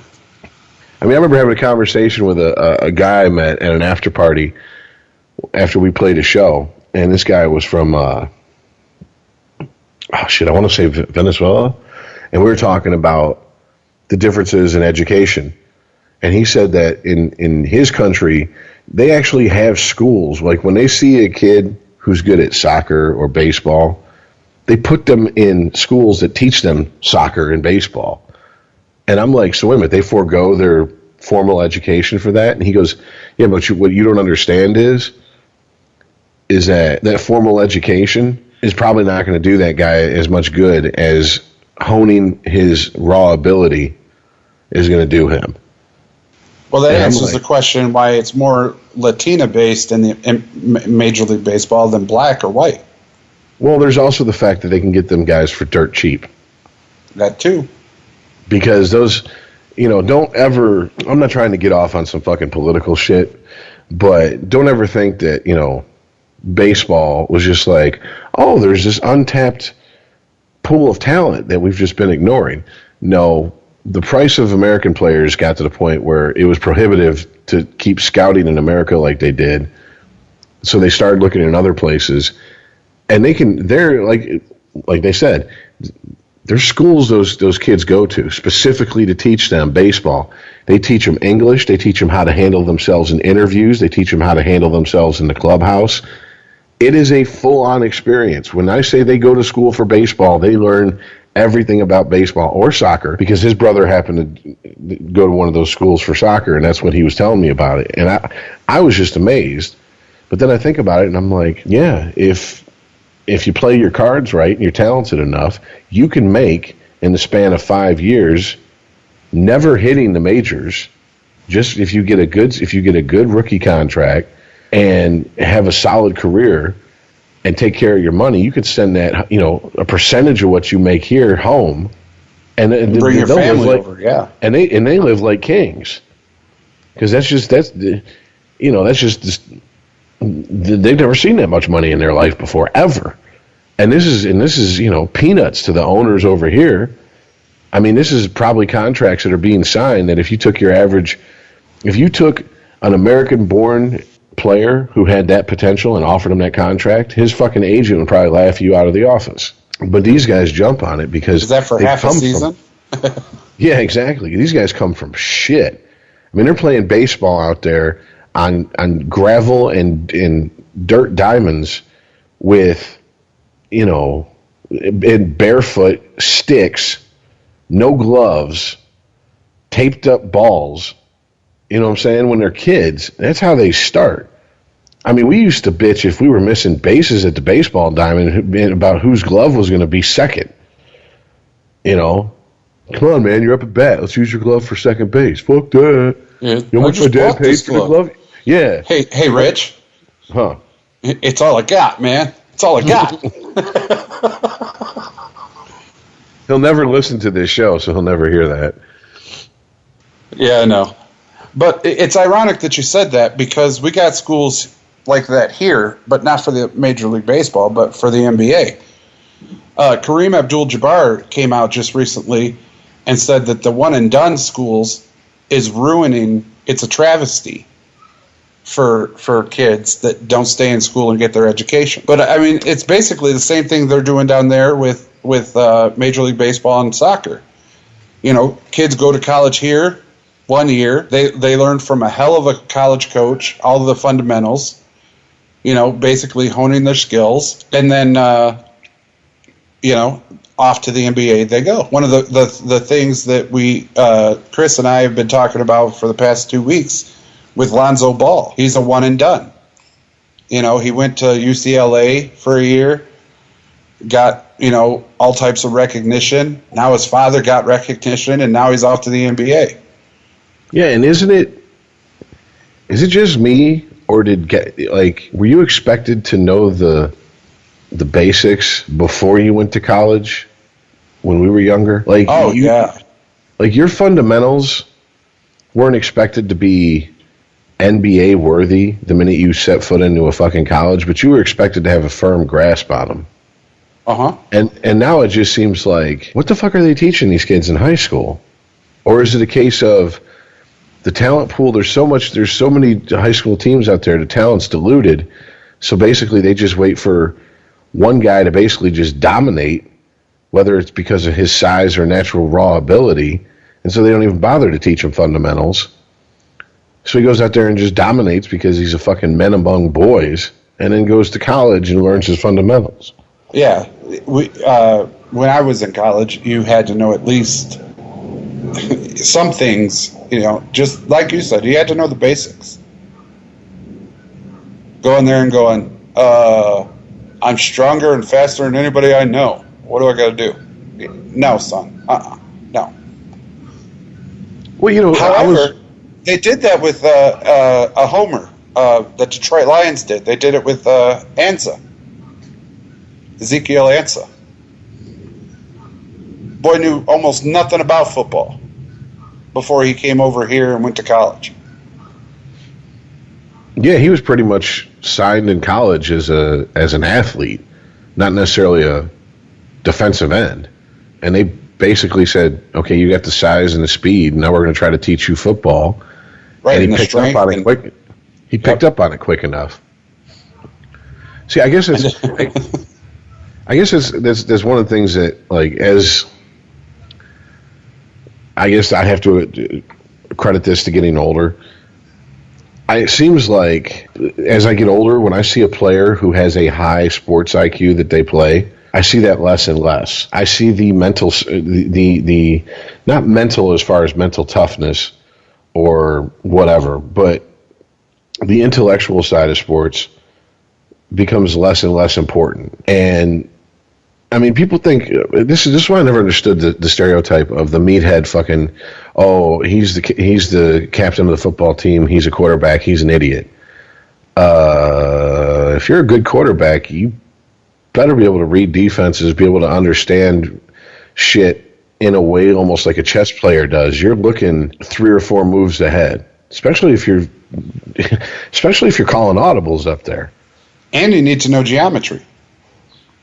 If he only takes 6 steps instead of 5, and he's cutting here instead of there, how much do I have to throw this ball sooner or later, and how hard and fast, and what's the velocity, and oh look, now it's snowing and we got wind, and there's a lot of shit to think about and to consider.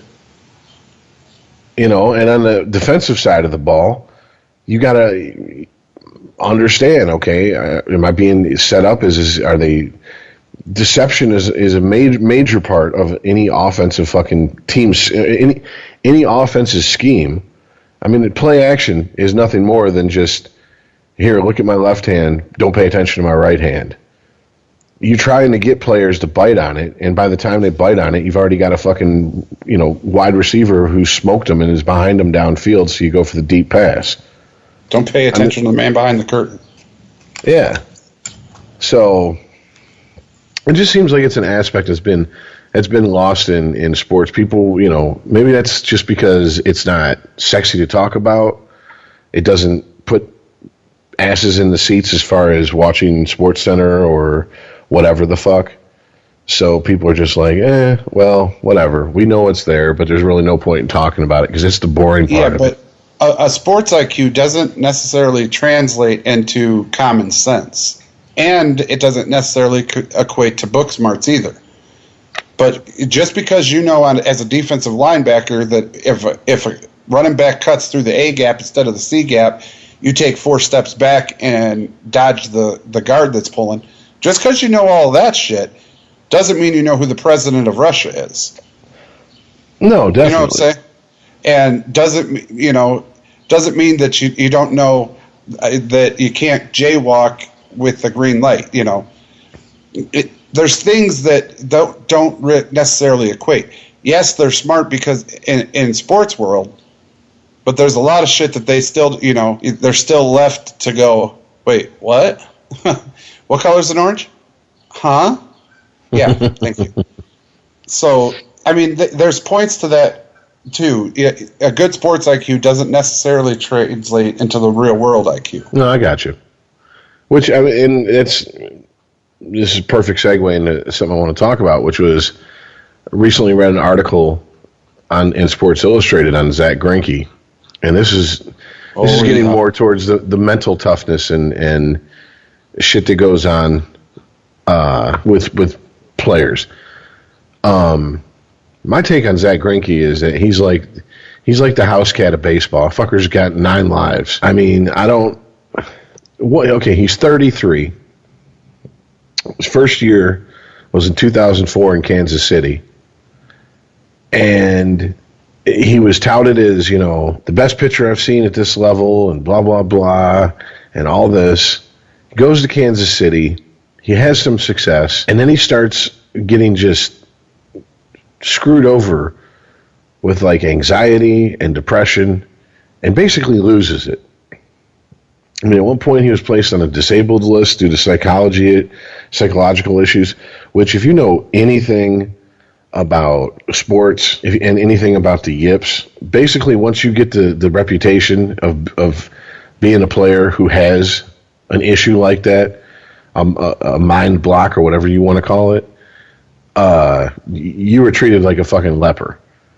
Other players want nothing to do with you because they can talk about how they're not superstitious, but they're deep down somewhere, they're like, I don't want that shit to rub off on me. Stay away from me. Yeah, they call that quicksand. One thing goes wrong, then another thing goes wrong, and it just pulls you down further and further like quicksand. There's no escape. Yeah, exactly. In my industry, we call it the domino effect. if one domino doesn't fall right, then you're fucked and you got to go back and reset them all up. Or else if you try to keep going, it's going to be a clusterfuck because that one didn't fall the way it was supposed to. So, anyways, he worked through that, went to Milwaukee. I mean, it had in Milwaukee, went to the Angels. I mean, did all right. I mean, this is the thing. On paper, he shouldn't be in the MLB anymore. He really shouldn't be. Not even close. He should definitely be in the minors. I mean, he's had more comebacks than like fucking anybody I can think of at a position that you see pitchers come out and dominate, and when they lose it, it's gone. I mean, it is gone. Like we have Verlander here in Detroit, and Verlander, when he come out, was just fucking like it was. Here's just to paint the picture. The beginning of the 2006 season, no one in Detroit thought Detroit was going to the World Series. All the talk was, excuse me, I had to hit the cough button there for a sec. All the talk was, is it going to be Jeremy Bonderman or this new rookie, Justin Verlander, who's going to lead the Tigers and into the period where they have an open window to go to the World Series, which will be a few years down the road. And everybody pretty much unanimously picked Jeremy Bonderman to be the one that was going to lead the Tigers. They brought in Kenny Rogers. Whoops. He was supposed to be, hey, he's going to help the young guys, blah blah blah, et cetera, et cetera. What happened? He did help the young guys. He helped fucking Verlander develop one of the best pickoff moves. Because Kenny Rogers had an amazing pickoff move, but he was a left-handed pitcher, so he had an advantage. But he helped Verlander with his, which was already a good one for a right-handed pitcher, to where he had one of the best ones there for a few years of any pitcher, left or right-handed. And obviously, it became Verlander's team as far as the pitching rotation goes. I mean, we've even had, we've had Max Scherzer, we've had, oh shit, just drew him a complete brain fart. Homeboy who went on to the... What's his Zuma? Zamaya? Mm-hmm. Well, no, Zamaya was one of those cases where I'm saying that he come out just throwing as hard as he could, and his arm couldn't keep up with it. I mean, the motherfucker threw so hard that he broke his own arm on the mound. That's what I'm saying. But, no, I'm talking about, oh, shit. David Price. We had David Price. At different points in time, we had David Price, Max Scherzer, and now we have... David Wells. Zimmerman. No, David Wells never pitched with Verlander. But what I'm getting at is that these are legit number one starters on other teams. Here in Detroit, they were pretty much regulated to you're playing second fiddle to Verlander. Even when Verlander wasn't being the Verlander that that we have memories of here in Detroit. But Verlander he's had a few comebacks because he's had a few down seasons and shit, but nothing like Zach Greinke. And I mean, the amazing part is he's doing this season with one of his secondary pitches. He's doing it with his slider, and he's just getting. I mean, in this article, there's GIFs breaking down his appearances, and dude, he's just fucking killing guys. I mean, getting swings and misses with his slider. Left, right hand, doesn't matter what side of the plate the batter's on. He's just killing guys with it. After you mentioned him, I actually looked up a video. Have you seen his slider? Greinke's? Yeah. Yeah, oh yeah. Dude, the bottom just drops. Drops right out. It's so unfair to a hitter. Dude, that's what I'm saying. It's like you fucked up. You fucked up. Oh, wait a minute. Where'd it go? Where did who go? Yeah. Yeah. Dude, that's what I'm saying. Some of the GIFs in the article that I was looking at, I was like, is it a slider or is it a 12-6? Because, I mean, it just fucking dropped, dude. But it did have that diagonal break. Yeah, it did have that diagonal break. That's the difference between that and a 12-6. But still, it's just like, Jesus fucking Christ, man. I mean, it's a 33-year-old guy who has, I'm going to say, at least twice been given up on, if not by teams that he was on, by baseball experts, period. And he's come back and been like, no. Once again, don't plan the funeral until I'm dead. And it to me is just, it's an interesting story. And if you really get into the ins and outs and all the little details and shit of pitching, I mean, I would say, I don't know if he's worth $200 million, which is what he signed for right now in Arizona. But I mean, I would say, man, that slider's pretty priceless. I'm going to say this: if he keeps it up, I'm going to say he's definitely in the talk of comeback player of the year. And I don't even think that's going out on a limb. No, he's got to keep it up. And he has been known to be a head case at times, obviously. I mean, anybody that Hopefully gets he doesn't pull up Matt Harvey, just disappear. Yeah, well, oh, Jesus, yeah. And then, yeah, well, once again, kind of shifting gears, Zach Greinke, okay, he had anxiety, depression, which seems like in his case was more, what do you call it, more genetically predisposed. Like, you know what I'm saying? Like he maybe it runs in his family or something, and he had to overcome and get over that. Well, Matt Harvey. Hereditary? Yes, hereditary. Thank you. That's the word I was looking for. Well, Matt Harvey, the more and more I hear about his story, he's pissed off that Adriana Lima's fucking Julian Edelman, and that's what caused all this, and that's what caused him to go on this fucking bender that made him be a no-show for his fucking job. So, I mean, if that's the case, who would you rather have? Would you rather have a guy that is, you know, I hate to say it this way because, you know, I've had my struggles with the bottle and shit, especially over women, because if anybody can make you drink, a woman can make you drink. Quick, fast, and in a hurry. You know it. But, I mean, what would you rather have? A guy who is just, his wiring is crossed because it's hereditary and he's worked through it, or a guy who, you know, sees his ex or whatever, or thought it was his girlfriend out with another guy and he just completely collapses like that. I mean, neither are an optimal situation that any team wants to find any of their star players in.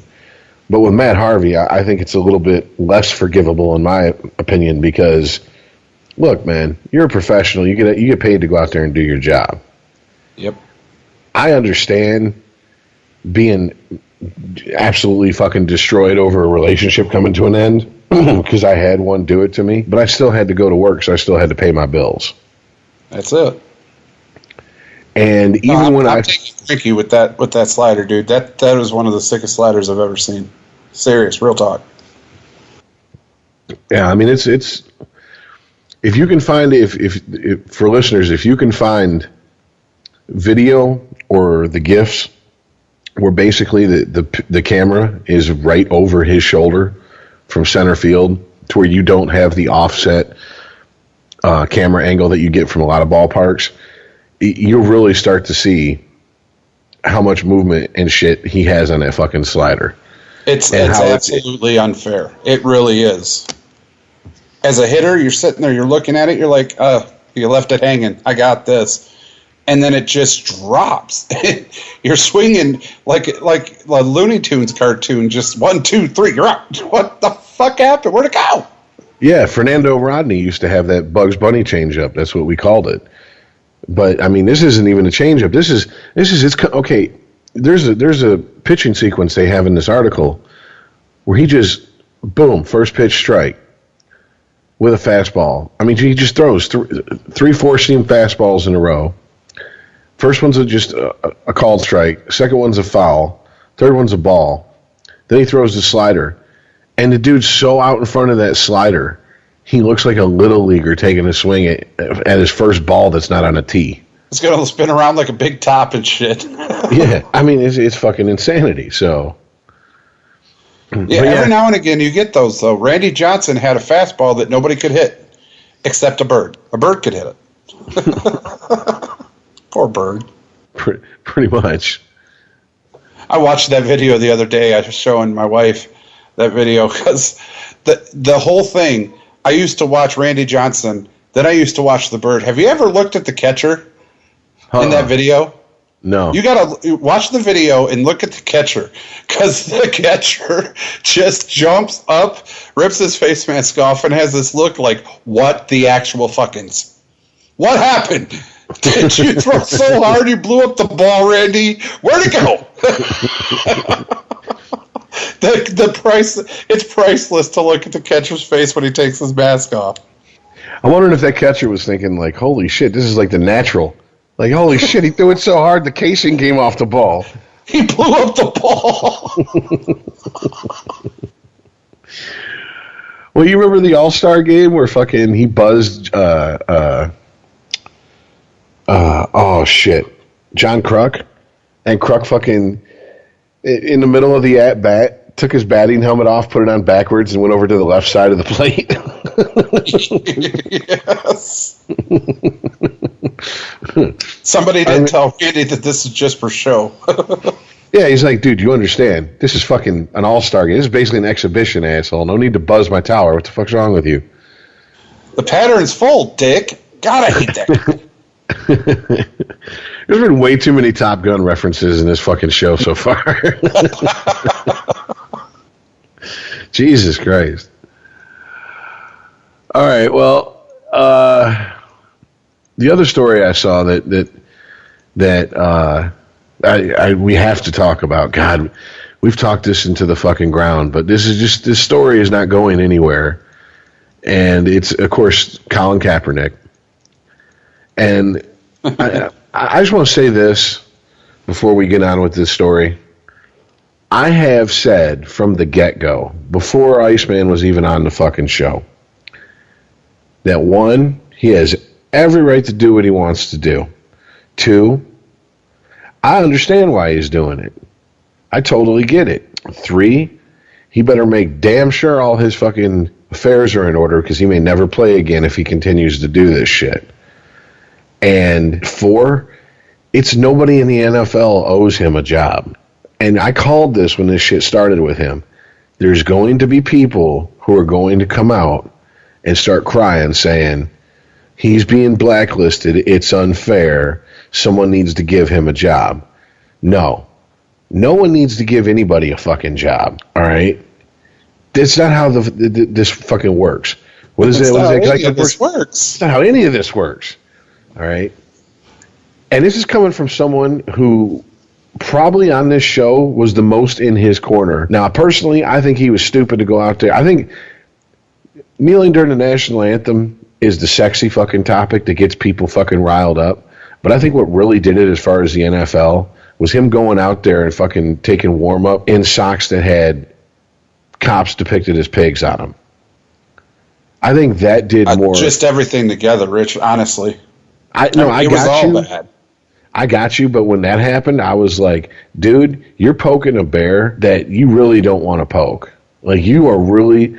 There's a difference between saying, I recognize I'm going to take a knee during the national anthem because I feel there's injustice, racial injustice in the country, blah, blah, blah, et cetera, and going out there and calling cops pigs. And don't get me wrong. I believe free speech is absolute. All right. Unless you are breaking the law by basically trying to, through speech, get someone to harm another person. Incite a riot. Exactly. I believe you should be able to say whatever the fuck you want to. And then you learn and people that do learn the second freedom in the United States, and that's the freedom to starve when you piss off people who you want to employ you. Right. Absolutely. And look, I'm with you, Rich. I was with you guys when it happened. Yes, he has the right to kneel on the flag. He has a right for socks. He has a right for all of this shit. He doesn't have a right to do it at a stadium where he's being paid to play a game. You want to make your statement?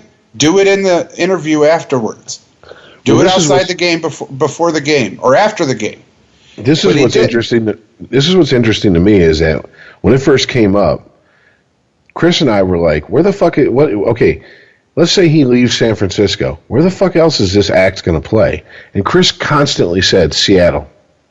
He goes, "It's the only place I can imagine him going. He's not coming to the Midwest with that shit. He's not going to the Deep South with that shit. And, Dallas ain't having it. And I don't care if he would sign for a bag of peanuts and a song. A team like the Patriots are going to go, even if our fans, they don't really care one way or the other about his protests or anything, we're not taking that distraction in our locker room.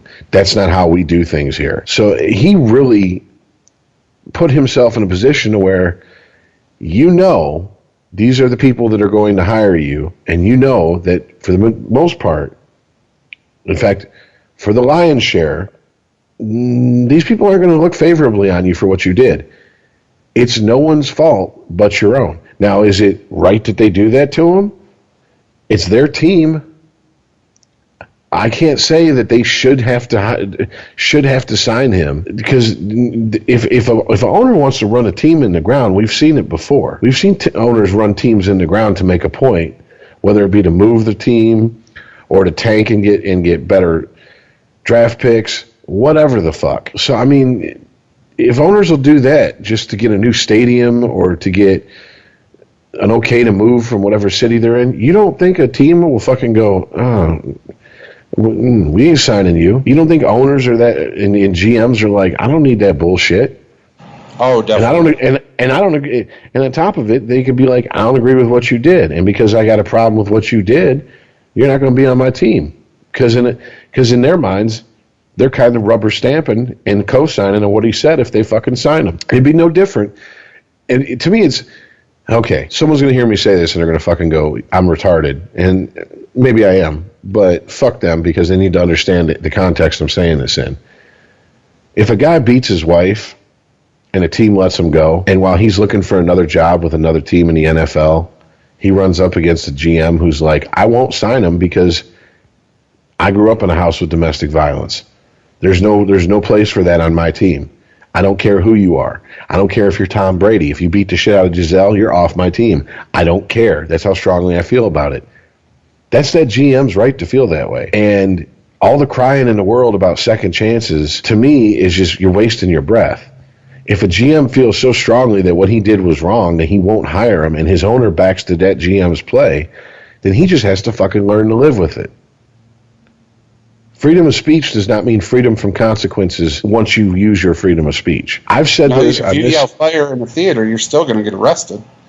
I've said this on this show. Chris has said this on this show. I can't remember if you have, but if I'm working for a company and they hear me say something on this show that they don't like, they can fire me for it, and that's their right. Now, I think that's bullshit. Yeah, because I've never once involved my work outside of this show in this show. That's where Colin Kaepernick, like you said, that's where he started playing with fire. He started mixing his job with his politics.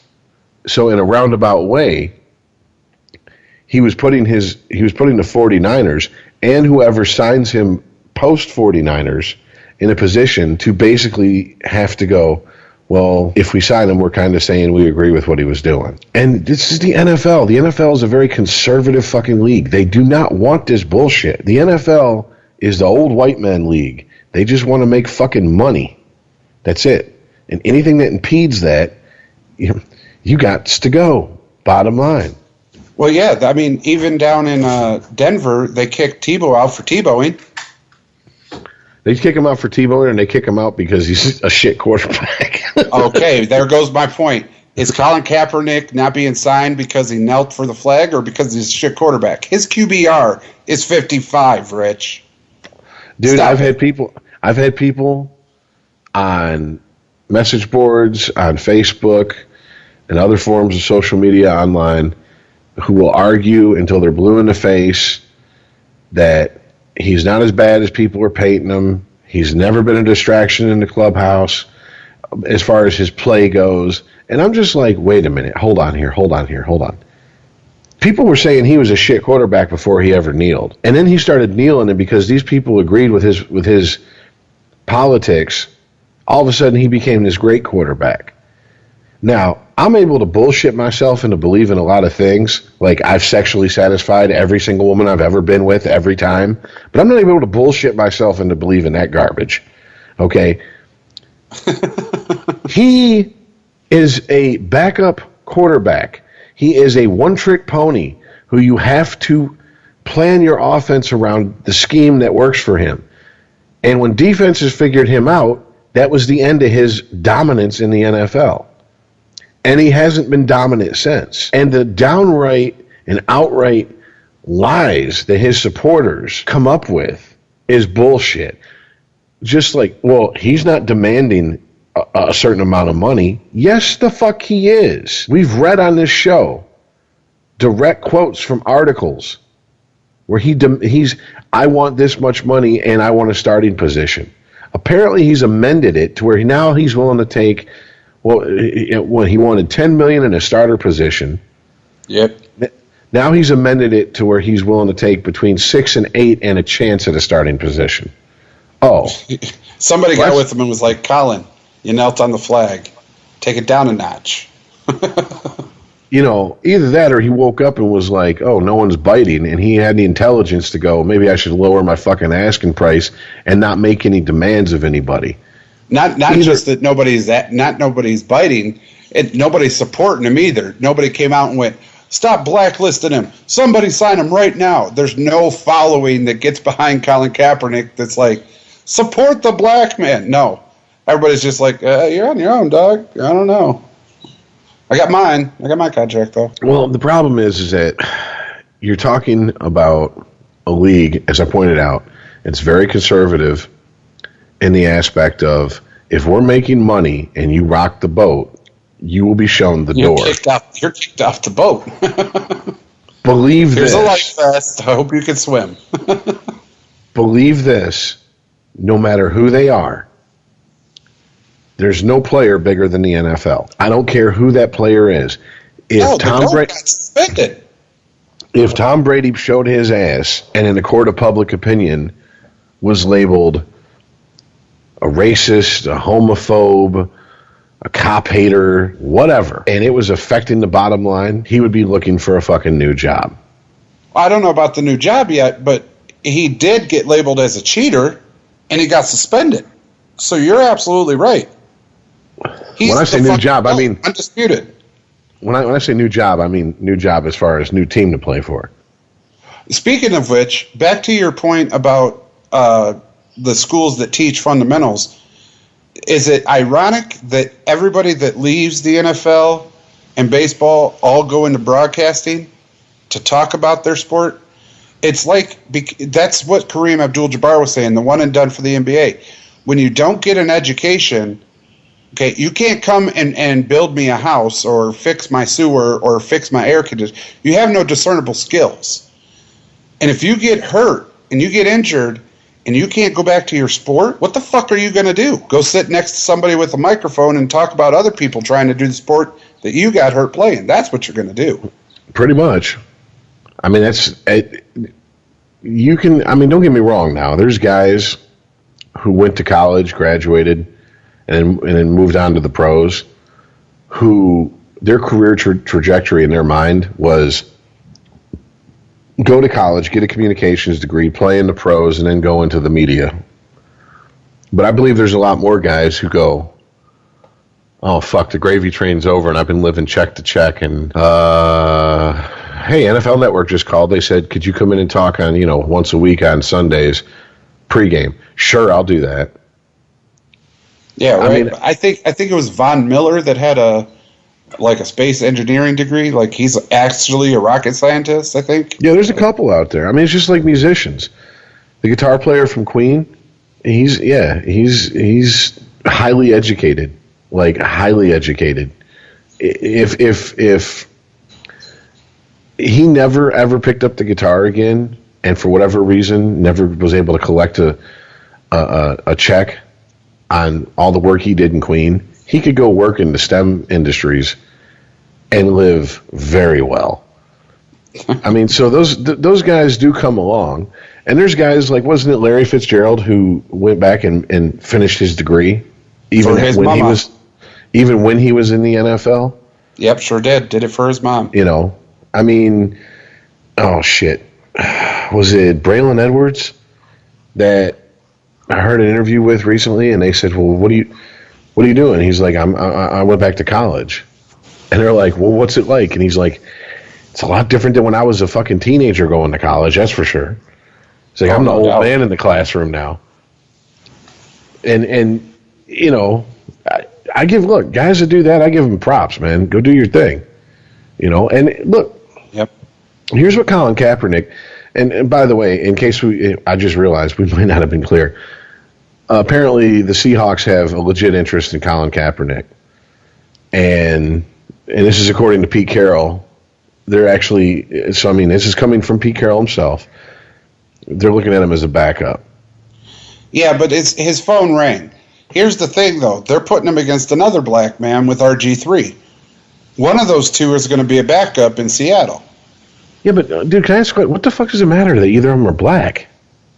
Well, because everybody's saying because Colin Kaepernick's black and he stood up for black rights and Black Lives Matter, he ain't getting a fucking... Okay, can I say this? He ain't get a shout out.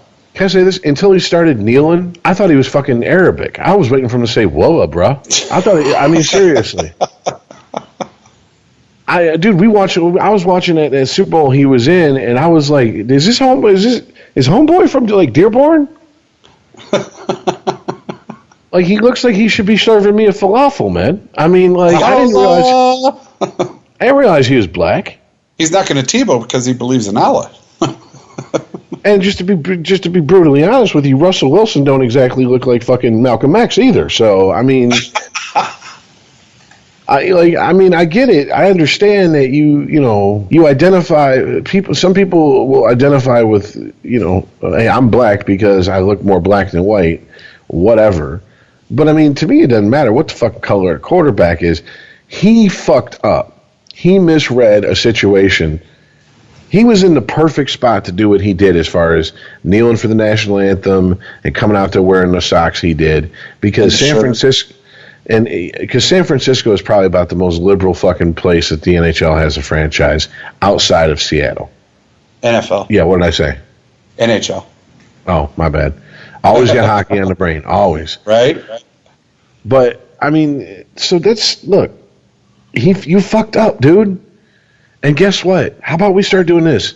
Instead of pointing at the other NFL teams and going, why aren't you signing him?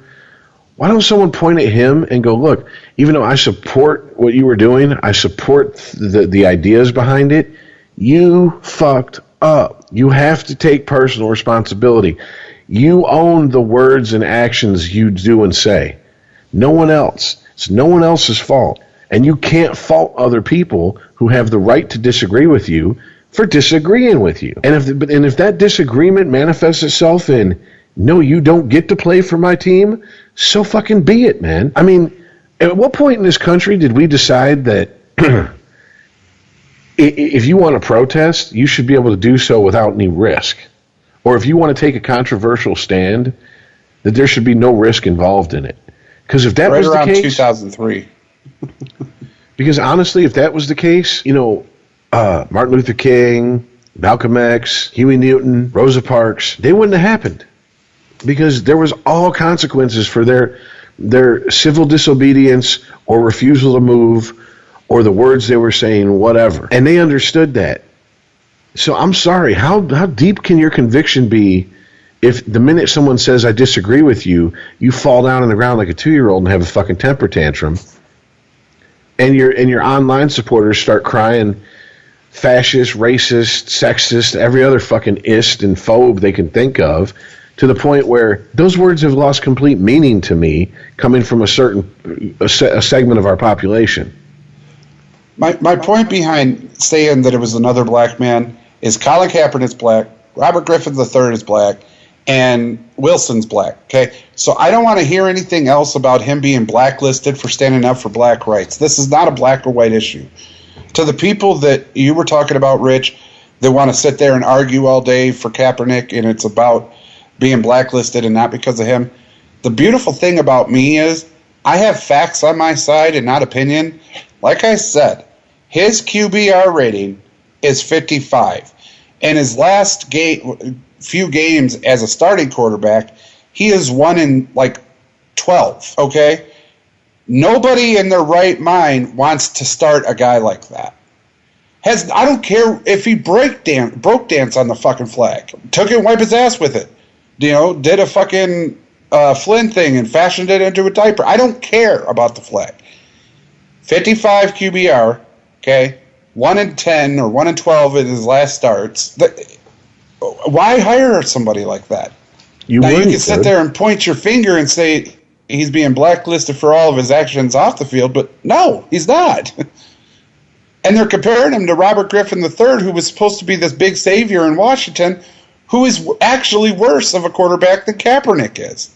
Has a worse QBR. Come on, dude. Come on, man. You can't believe that bullshit. His protest and his wearing those fucking pig fucking socks and all that shit.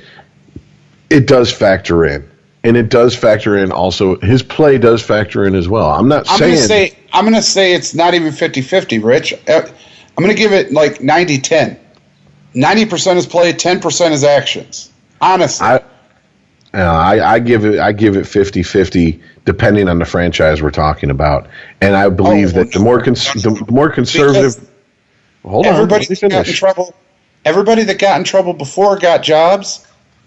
What I'm saying, excuse me, Jesus. What I'm saying is, depending on the area of the country the franchise is in, depends on what percentage of it is, are we willing to take a chance that he can rebound and play and be the quarterback that he was in 2012 versus, well, that shit ain't going to fly with our fan base in this part of the country. Because I think in Seattle, there's a lot less people that give a fuck about the fact that he knelt during the national anthem than there would be in, say, I don't know, Dallas. I think in Dallas that would be a fucking first of all, if Dallas signed him, then Jerry Jones must have a crystal ball and know something we don't. Because if not, that'd be the worst signing Dallas ever made. And two, I think he'd be openly fucking booed and hated in Dallas by Dallas fans.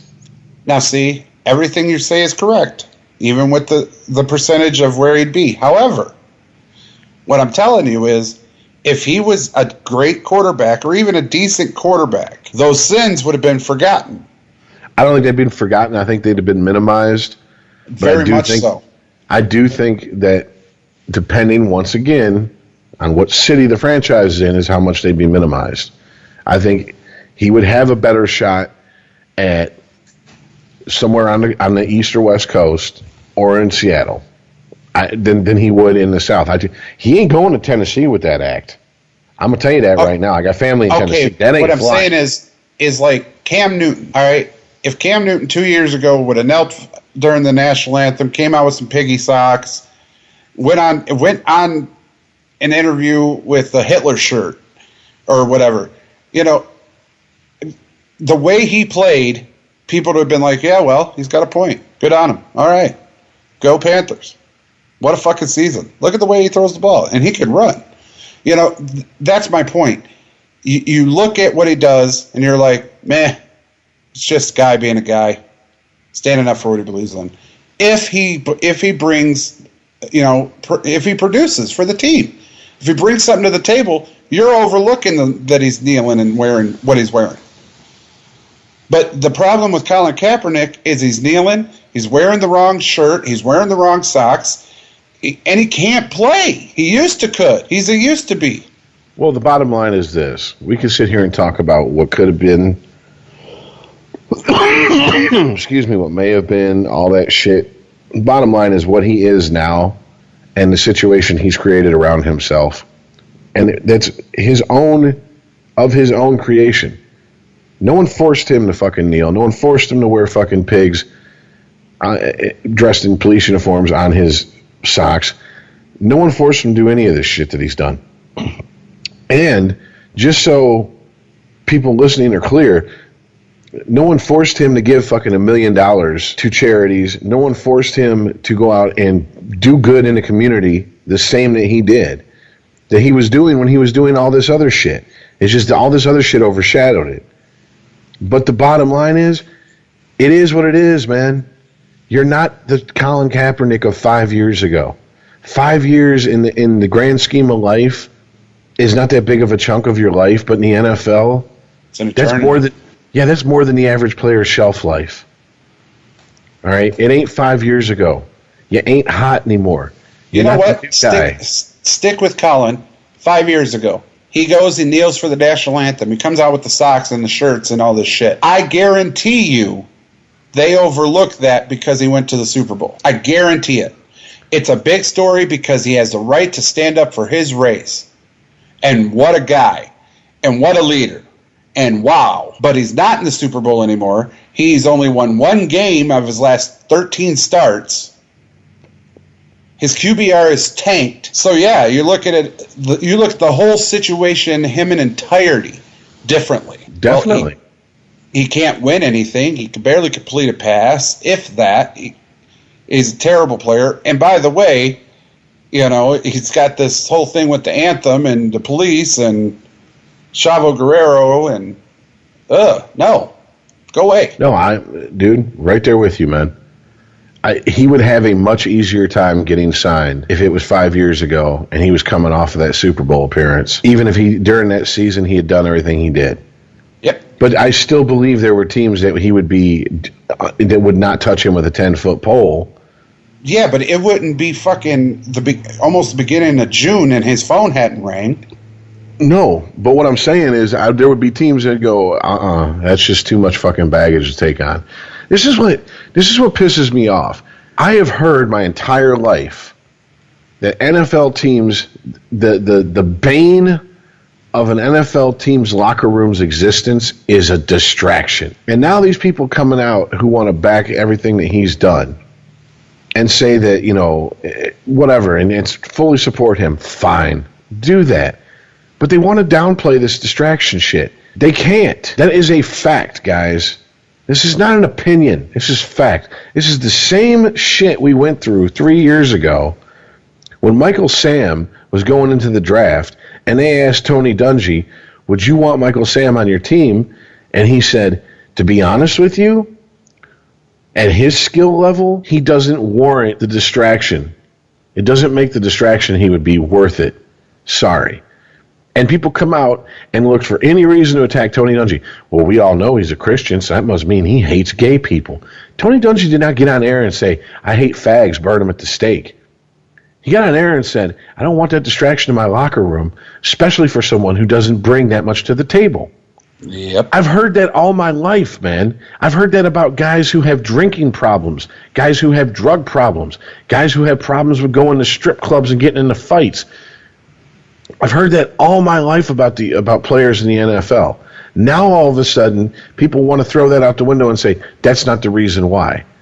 The bottom line is there are so many reasons why, and he did not help himself by giving people more reasons than they already had, which is you're not the quarterback you were 5 years ago. You're asking for way too much goddamn money, and you can fucking kiss that guaranteed starting position goodbye. Are you out of your fucking mind? How many games have you won in the last season? 1. Seriously? And you're demanding a starting position? Joey Harrington and John Kitna didn't even have the balls to pull that shit here in Detroit. So, I mean, at a certain point, look, yes, he is being blacklisted by certain teams. And other teams look at him going, you don't have the talent to put up with the bullshit that comes with it. It's a spectrum of reasons. It's not black or white. It's not one reason and one reason only. And the extremists on both sides want to see it as that. The people who hate what he did want to go, it's because he did what he did. See, we were right. And the people who love what he did want to go, it's because teams hate what he did. See, we're right. And it's like, there's a lot more to it than that, man. We're talking millions of dollars that are being invested into a player by a team who, let's be honest, if you had to sign Kaepernick, if you had no other choice. For whatever reason, every other quarterback is either signed or you can't touch him for whatever reason. That's kind of like where Seattle's at. What would you honestly expect out of him perform? Just pure performance. Fuck his socks. Fuck his kneeling during the national anthem. Fuck his charity work. What would you expect of him out of just pure performance? 50-50 is the hope. That's where I'm at. So you would hope he's a 500 quarterback. That's all I could hope for. That would be like, whew, okay. And if that's Chris telling me to raise the bar, but you can't. Not with him. I'm right there with you. I would hope that he would at least be a serviceable quarterback that wouldn't tank our season until we got our starter back. Which means if he needs to play for 4 games, he's going to win 2, possibly squeak out a 3rd. And that's all I can hope for. And I'm yelling at my defense, you guys better step the fuck up. Yeah, there's that too, yeah. So, I mean, there you go, dude. There you go. There's 2 people who are on opposing ends of what his stance he took or didn't take, however you want to look at it, okay? And we're both saying the same thing. But that's about his ability, which is getting overlooked in this, which is being swept under the rug, and it's the most important thing, honestly, to a team. And that's where Seattle's at right now. Their choice for backup quarterback, is Colin Kaepernick or a guy that gets hurt more than Tony Romo. What do? You can't sign the guy that gets hurt more than Tony Romo because if you're the only reason he's there is if your number 1 goes down. And you're almost guaranteed that if he goes in, he's going down very soon. You almost have to sign Kaepernick. Yeah, I mean, look, at this point, all bullshit aside as far as politics, who would you rather have, RG3 or Kaepernick? Kaepernick. And that's because, and this is the only reason I'm going to say Kaepernick, he's proved to be more durable than RG3. That's it. He's going to be out there. I don't have to find a backup for my backup. Exactly.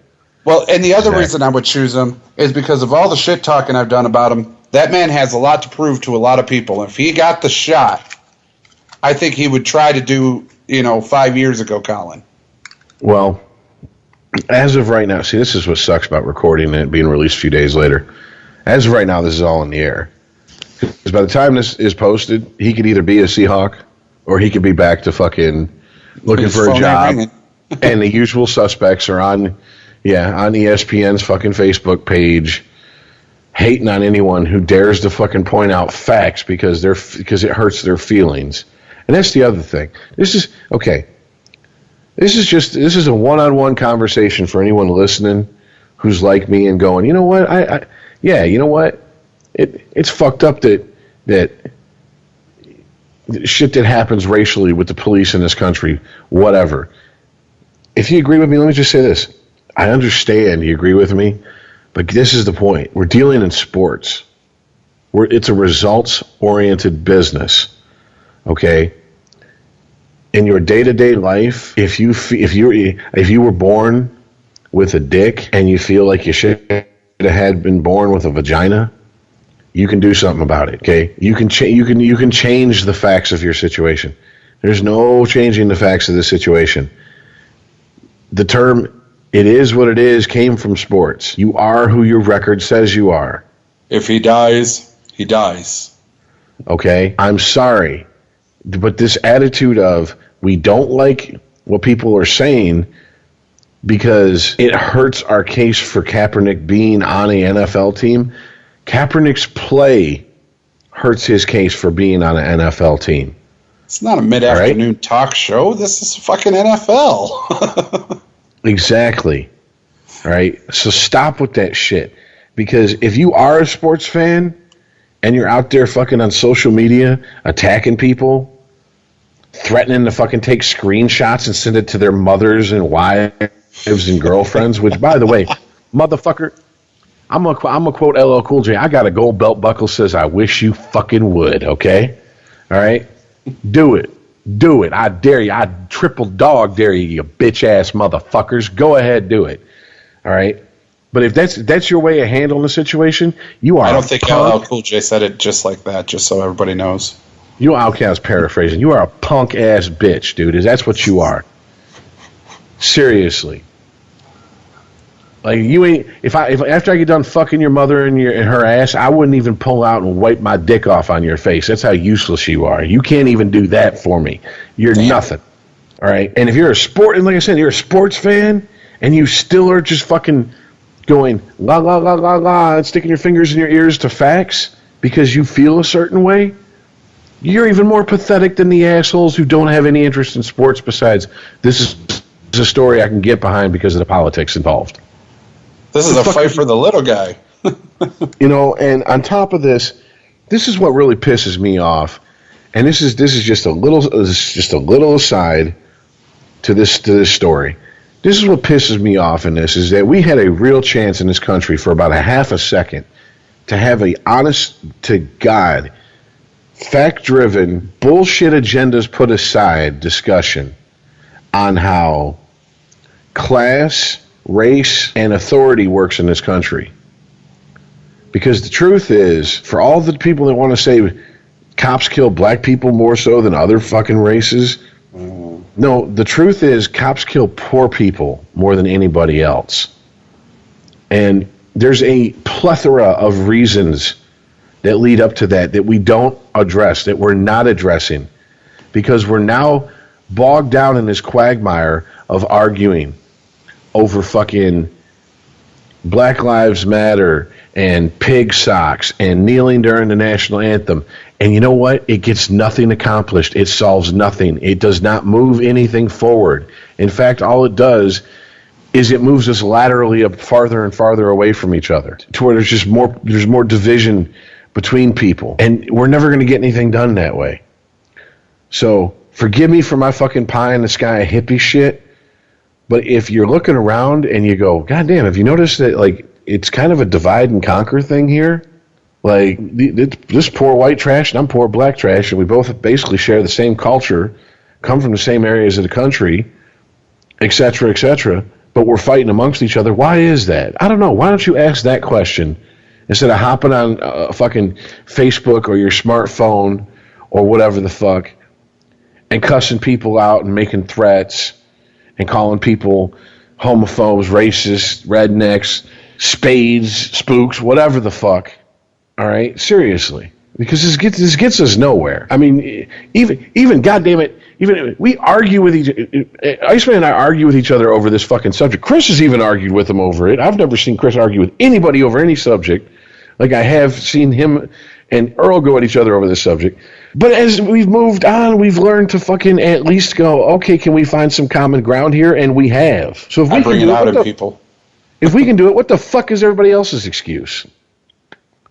Jesus, you know what, dude? I'll be so glad when he's either signed or the season begins and we can stop talking about this shit. Oh, no. If the season begins without him being signed, we're fucked. That's all we're going to be able to talk about. I know. Can I hope? Seriously. Do a Tebow moment for it. Oh, Christ. All right. Well, we've managed to almost do 3 hours without Chris. Yeah, but before we go, speaking of what the fuckins, Chicago, you are officially retarded. That's it. Whoever your GM is, fire them, get them out. You're not even trying to be cool about it. Because you've done, I've no idea. Chris tried to explain away Glennon. He tried to explain away the draft pick trades to go up a spot to draft a quarterback. What the actual fuck were you thinking when you signed Mark? What? Mark Sanchez? I quit. You're done. You're not even a wannabe threat this year.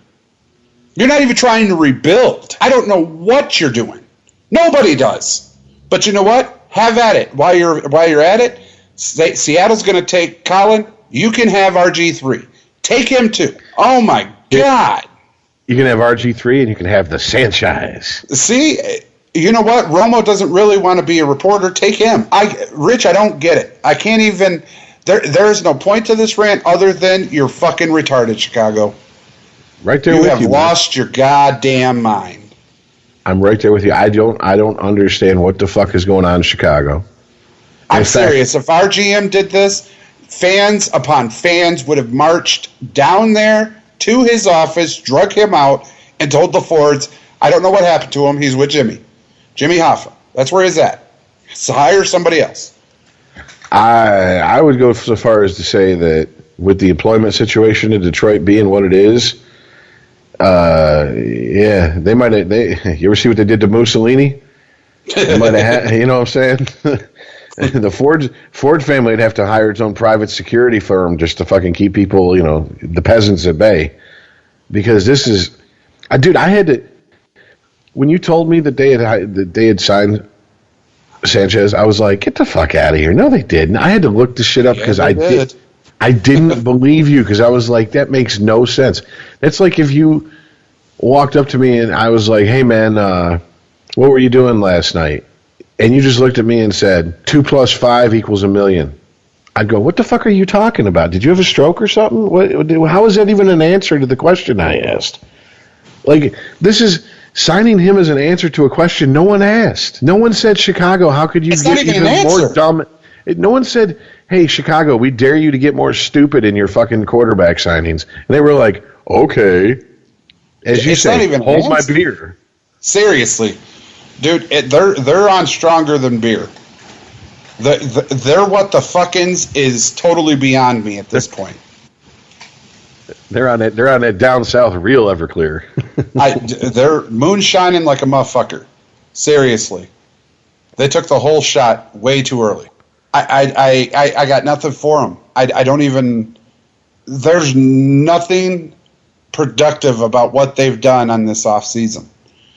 I'm happy as hell about it because I can't fucking stand them. They're a toilet bowl looking emblem pieces of shit that can't play ever. But you know what? Keep going. Fuck it. Please keep going. Because you were a threat no time in the near future. If this was happening with the Saints, the Panthers, or the Falcons, I would be dancing and just like, whew, can we get that GM's brothers to go work for the other teams in my team's division? That's what I'm thinking, man. Put them in fucking Green Bay for me, would you? Holy shit. Dude, I want to hear the interview with Chicago's GM. I'm 100% serious, I do. Because I want to hear what he has to say. I'm serious. The damn thing has to be like, yeah, so outer space with the barn, there was a cow on top. Hammer. Yeah, with the crowbar. What the fuck? I'm gonna go ahead. That's exactly what your offseason looks like. I'm gonna go ahead and paraphrase Bill Hicks. Bill Hicks said, I have been on so much acid, I have seen the sky split, the alien mothership come through the clouds, beam me up, take me into space, explain to me that we're all one, all part of the same consciousness, return me to Earth to spread this message. And I understood all that, and I can't understand what the fucking Chicago Bears are doing. It's just like, dude, whatever drugs you guys are on, I've done my share of drugs in the past. I've done a few other people's share of drugs too. I've never been on drugs enough to be like, this shit makes sense. I've been so drunk that I've slept on the porch during a winter storm in Michigan. Okay? Yep, same here. That's drunk. It was warm. Was nice and cozy. I've been so high. I've been so high at one point I thought fucking EDM was a valid form of music. I still don't understand what the fuck is going on with Chicago. I really don't. I don't know. And this is how you know it's bad. I love when Chris says this. He's like, I root for a team in their division, and I feel bad for them. That's what I'm saying, dude. There's 50 other players on that roster going, the fuck? They need to listen to our podcast so they can get what the fuckins? What are you doing? Okay. We said make up your mind, but really? This is how it came out? Oh, God. Yeah, dude, this is going to be, I will say this. This is going to be interesting to watch how this shit plays out in Chicago because I've yet to hear any experts, any talking heads, or any sports fan that I know say they know what Chicago's doing. No. They don't know. But that's the problem. Every time that a sports reporter or talking head or any writer wants to start typing about Chicago, it starts out with, well, it can't get any worse than this. And then it does. As you say, It's like, hold my beer. Right. It can't get any worse. Here, hold this. Watch me work. You know, because it started out with Glennon, and you're like, $13 million to Mike Glennon for what? Seriously? Out of everything out there, you take Glennon? What are you thinking? See, I'm gonna be honest with you. I thought the reason they signed Glennon to the deal they did was because they knew they were going to tank their season. And so they were like, "Well, fuck it. We need to make sure the contract with the quarterback we're gonna bring in to tank our season for us.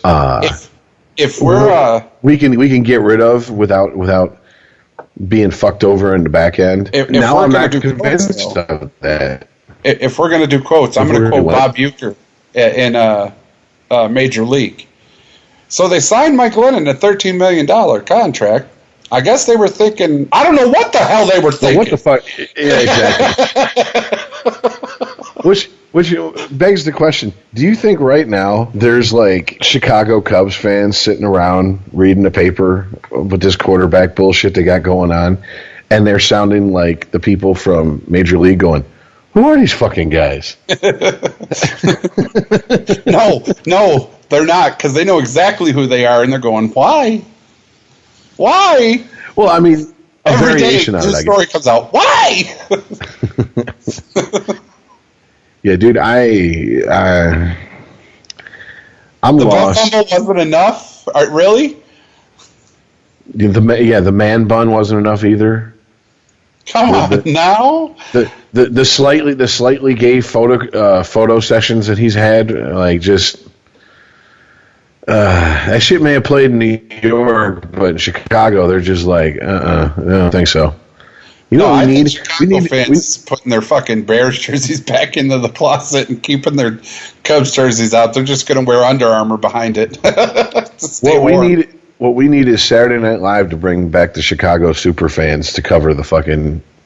Oh, dude, they'd lose their fucking mind. To make a skit about the clusterfuck that's going on in Chicago. I really think that. The time is ripe for that. Tud Bears. But it'd be more like, Tud Bears. Just defeated. It'd be kind of like my nickname on my arm. Duh Bears. Because it's like, duh. What the fuck? Oh, Christ. Dude, even Millen, at his finest, couldn't fuck the Lions up as bad as they have the Bears. And he tried. You know, here's the truth. If you took all the wide receivers that Millen stockpiled and all the quarterbacks that the Bears are stockpiling, you might have a good flag football team. I mean, seriously. Because I don't know any other way to put it, dude. No, because they'd all be incomplete. Well, you know, what was it? Was it Rodgers? Yeah, they throw him the ball. He tried to catch it over his shoulder, and it hit his collarbone and shatter that. Yeah, I mean, dude, seriously, I just can't. Right now. At least Millen, when he started getting all the receivers, got great receivers or halfway decent receivers. Mark Sanchez, really? That's where you were aiming, dude? That's I'm your like I said. Plan? Like I said, I am at a complete loss for this. I do not know the end goal for this. God, I wish Chris was here because he always had an answer. Yeah, this is leaving me speechless. I'm like, I would have to defer to him if he was, because I just when they signed Glennon, Chris had the answer. When they did the thing in the draft, answer Chris. Okay, come on, Chris. Next week, you got to come back and tell me the overarching underlying reason for Mark Sanchez. Oh, Christ. His wife wanted a dirty Sanchez? I don't know. What is this? Yeah, maybe the Cubs know that they're just going to suck so hard next season that they said fuck it and they just hired or they signed Sanchez to be some man meat so the women will pay attention. You mean the Bears? I don't know. Yes, excuse me. Yes, fucking the Bears. They just figured, fuck it. Maybe that's our only hope is to fill the seats full of fucking horny cougars. I don't have a clue. I'm on an offshoot story, though. Speaking of quarterbacks, Patrick Mahomes got drafted to Kansas City. This motherfucker down in Texas got robbed. He wasn't hurt, but 2 people were arrested. He got robbed at gunpoint. No bullshit. Just saw that on telly. Okay. Has he even signed a contract yet? What'd they get? I don't think he's signed yet because they just drafted him. I don't even think he's been in Kansas City yet. They didn't release details of they stole a watch and 3 pennies. I don't know what they stole, but he was held at gunpoint and robbed in Texas. I'm just saying, someone must have knew who he was and was like, he's got to have something on him. Well, dude, between the Gruden quarterback camp and the draft and everything else, everybody knows who Patrick Mahomes is. I don't know, man. Not everyone watches sports. Proof of that is every woman I've been in a relationship with. Just saying. What's the rules? Yeah. Well, you remember my daughter's mother, and she being like, "Oh, so this is what's going to happen during the NHL season. I'm going to be a hockey widow." And I was like, "Yeah, pretty much." Pretty much. Just sit there and hush. Cheer when we cheer. Cuss when we cuss. Make weird sounds that we don't know the meaning of. Yeah, no shit, right? Oofta. All right. What the fuck is oofta? Well, anyways. We're now past the 3-hour mark officially, so let's wrap this up. Yeah. Dude, I still want the fucking taps being played for Chicago Bears season. If they win 1 game, I will be fucking astonished. All right. Well, hey, man, look, we have OTAs, preseason, and then we can get then it's for real. So we got a ways to go here. Don't give them time to fuck it up even more.